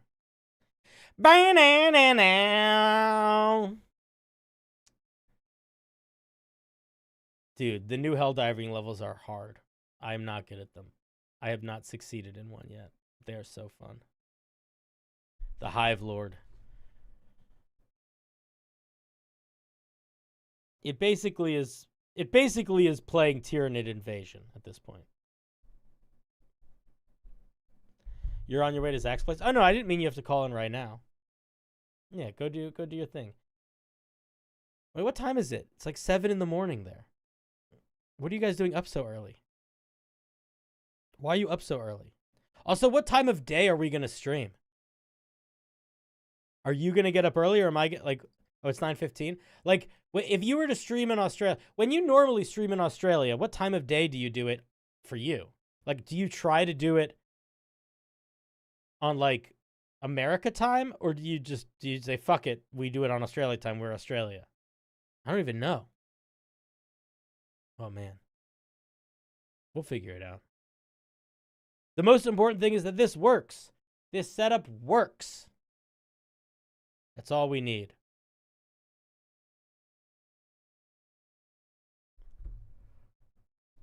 I like that one guy came in and said, "You okay, man? You look sick." And then didn't say anything else. Just a slice of like a slant insult and then out of here.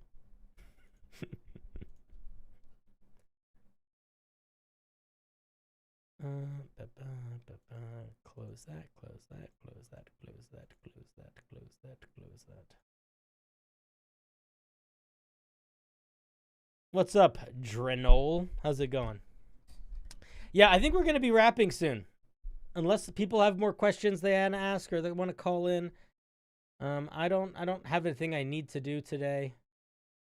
I don't really want to do a whole lot of homebrew review. So I think we're going to wrap. But we're back. We're going to start streaming. You have a question? What's your question, Red?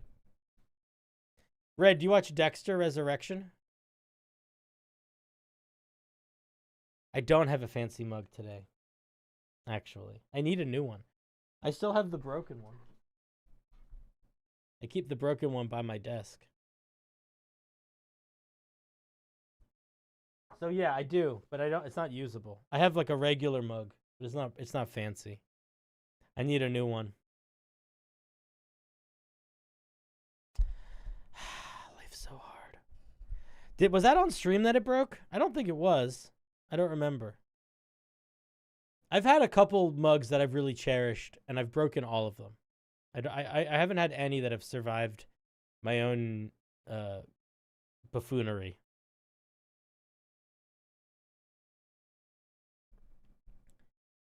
But maybe one day I will. One day. That day is not this day.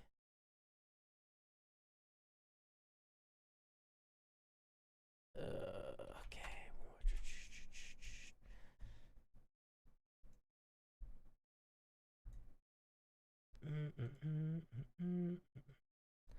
All right. I think we're going to wrap. I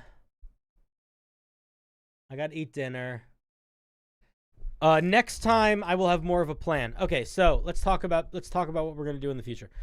So, I am going to be going to Australia from October 7th through the 20th, and then I'm going to be in Portland from the 23rd through like the 26th. So, I'm not going to do shit in October. But before October, I am going to start doing this. And it's before October now.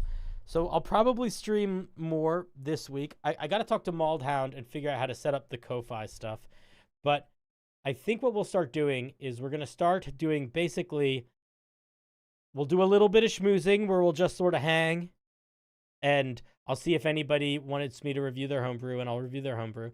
And then I think we will switch to more activity-based things, which will be playing video games together. There's a couple games that I want to do on stream. Calling my friends or other content creators that I like and being goofy with them, and doing activities with them. That's sort of what I think the vibe will be moving forward. So I'm going to start trying to stream more regularly and having those streams be a little bit more variety than just homebrew review, because I hate doing homebrew review for 4.5 hours. I just can't do it anymore. But I love doing homebrew review.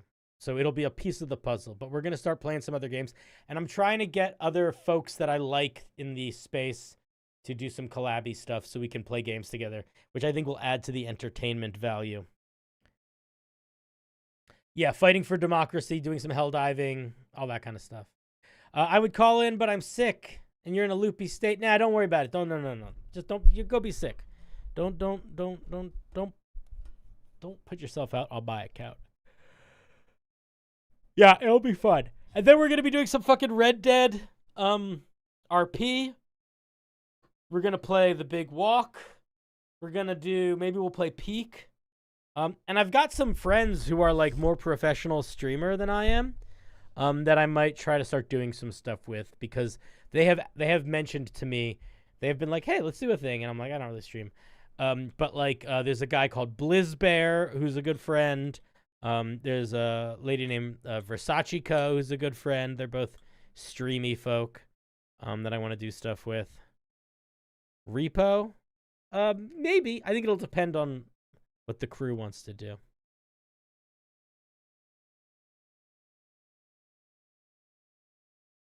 Does that sound good? Did you guys miss me?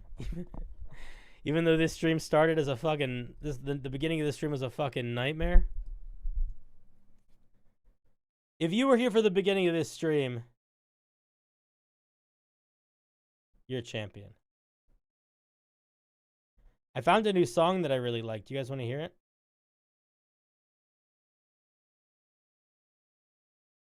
Where is it?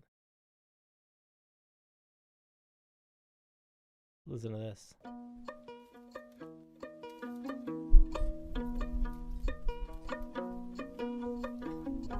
It's a little bit Outer Wildsy, right?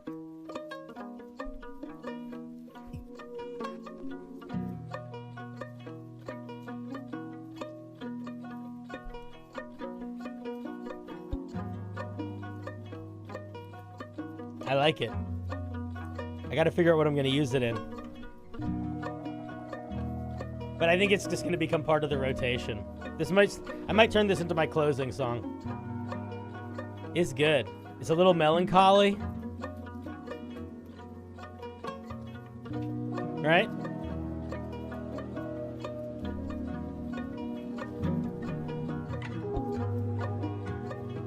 Forehead cam. Nose cam.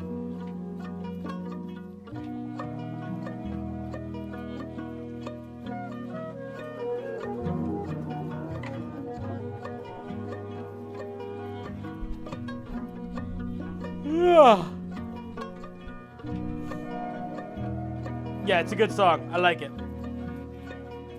Wait, Steph, are you at your house or are you in the car? Why are you watching my stream if you're in the car?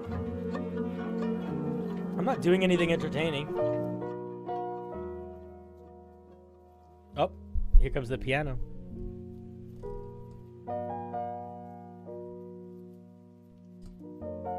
Right? Right? Oh, it's so good. The vibe is strong. The vibe is so strong. I use Epidemic Sound for all of my music because I pay a licensing fee, so I can just use it and I don't have to worry about anything getting like copyright claimed or anything. Because YouTube is very finicky with that. So when you find when I find something in Epidemic that I like, it's like, ooh, that's a new treasure. A new treasure for my box.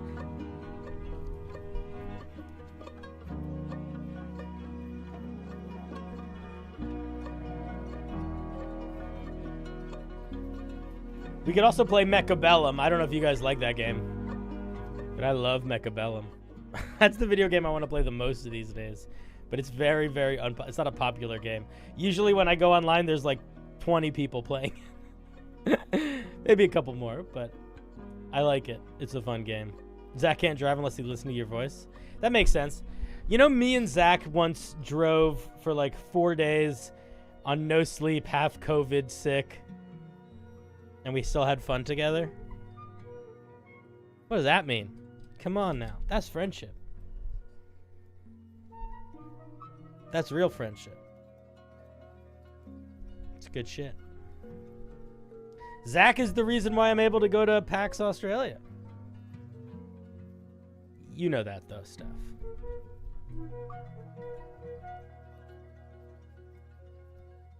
All right. It's nice to be streaming again. I know I don't have anything planned and this is probably a little boring.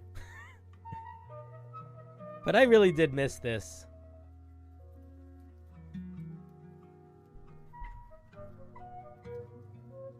Y'all are great. Even, like, I don't need stream to be 1 million people show up. You know, I kind of just like hanging. Because for me, I feel like streaming is a way for people that are interested in engaging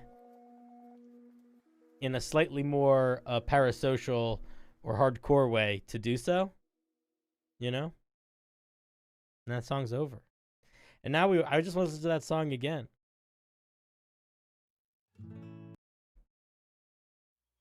None of these are gonna be it.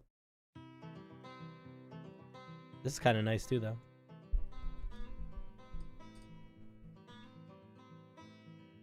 Good night, Brent.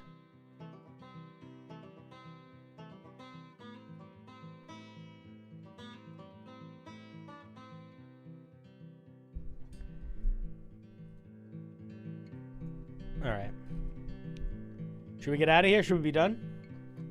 Should we wrap? We haven't done the closing credits in a long time. Y'all might not even know I have closing credits.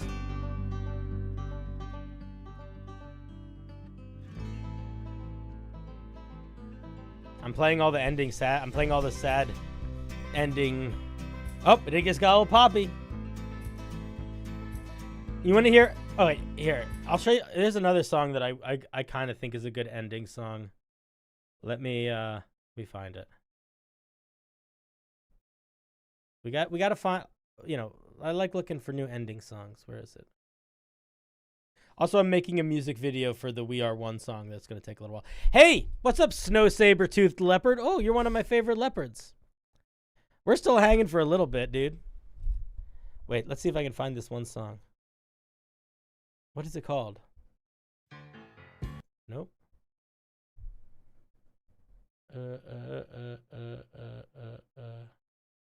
Okay, so there's a couple. There's this one. That's not the one I was looking for. No. No. Okay, this one. All right, here you go. This is a good ending song. No, fuck, that's the wrong one.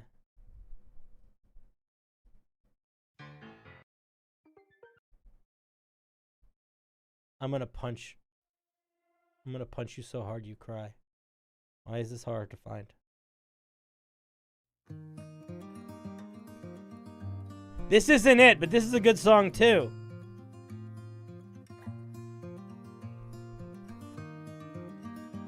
We could sing this one too if we want, but it's not the one I'm looking for. I'm a traveling spirit. I've seen many shores, from the West Pacific to the island of Kenya. We're not doing that one though. Where's the song I want to show you? And that's not it either. Guys. Come on. We've done this before. I used it in a video. It should be easy to find. Here's another song I'm going to use for a video. So for my D&D meets Warhammer, there's going to be a scene where one of the characters dies, spoiler, and another character goes crazy to try to, that kills a lot of things. I have to figure out how I'm going to film it, but here's the music that is going to be for when they go a little crazy. It's going to be good. It's going to be like camera getting close to them. We've got to get out of here. I'm not leaving. We must. I'm getting him back. Get in my way. You cannot drive in my lane. Tires is burning the pain. You don't have nothing to say. You can't. This is how legends are I made. can. I know I got what it You've takes. got 2 minutes. And I'm not popping the brakes. I only need one. I'm too competitive. I like the narrative that I'm the best in the league. It's gonna be good. Who you comparing with that isn't fed them? Top of the throne, it is me. How you moving so on the speed? I just been bringing the heat. It's gonna be good. All right, where's the one I'm looking for though? Nope. Nope. Nope. Nope. Nope. Nope. You want to hear you want another spoiler? You want another spoiler? Do you want to hear the music that's going to be for the introduction of Slanesh, the chaos god of lust and partying and excess and thirst? Because here's chaos god Slanesh music. I will get my drink on tonight. I'ma get loose, get wild. If you're not in the mood right now, honey, don't kill my vibe. I will get my drink on tonight. I'ma get loose, get wild. If you're not in the mood right now, honey, don't kill my vibe. I'm gonna party until I drop. When I begin, I don't know how to stop. I can party on till the morning. Yeah, so that's gonna be Slanesh music. I can't believe I can't find this right now. It's very frustrating. It's not this. This is a nice song too.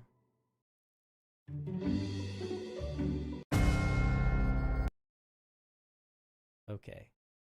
What is it called? What's it called? If I can remember what it's called, that would help. It's not called that. Is this it? Nope.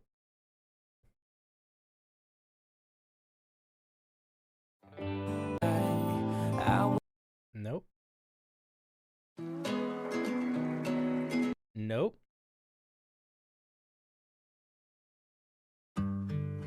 This is it. Oh my god. Okay, first of all, I'm sorry that this took 20 minutes to figure out. This is another song that I think I might use as a stream ending song. I like it. It's a good one. Wait, I just lost it. Cinder, is that a joke? No. You just found it. I know. Are you serious? Yeah. Here it is. I think it's a good ending song.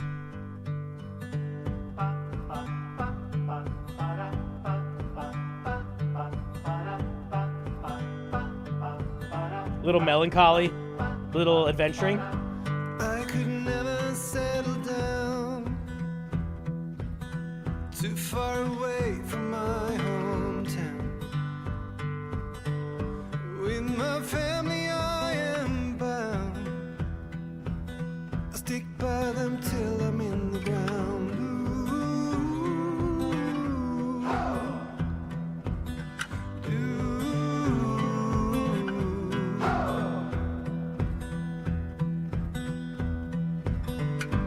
Resting on the myth of old. Anyway, I like that song.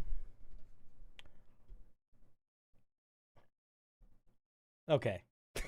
What are we doing? You know what? You know how you can tell I'm streaming again? Because this is what I'm doing right now. Nothing. That's how you know we're back, baby. When we're just farting around. And for the 7 to 12 people that are excited by it, it's a great party. All right. I am going to go now, though, I think, actually. But we'll be back. We'll be doing more things. I'll be streaming more regularly. We're going to do a combination of some D&D stuff, some other gamey stuff, some Red Dead roleplay. And then the other thing that I want to start doing is I want to start running my own actual play. Like a proper, let's play D&D online in the show, and I'll be the dungeon master, and I'm going to try to make all the Australians be in it. So it can be me taking Australians through a show. I think it'll be really fun. I haven't talked to any of the Australians about that specifically yet, but that is what I want to do.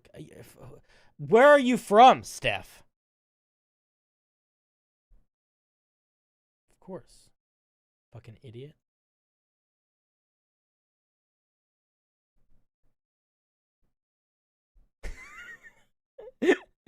Yeah, but I want to start running an actual play, or playing in an actual play that Zach runs. One of the two. If I run an actual play, I need Zach to help me set up so I can have a layout that is roughly the same layout that he uses for his actual play, where you can sort of have all the people's heads in places and it looks half decent. I'll make him teach me how to do that. But we are going to wrap now. Be good to each other. Don't forget to feed your pets. Love you.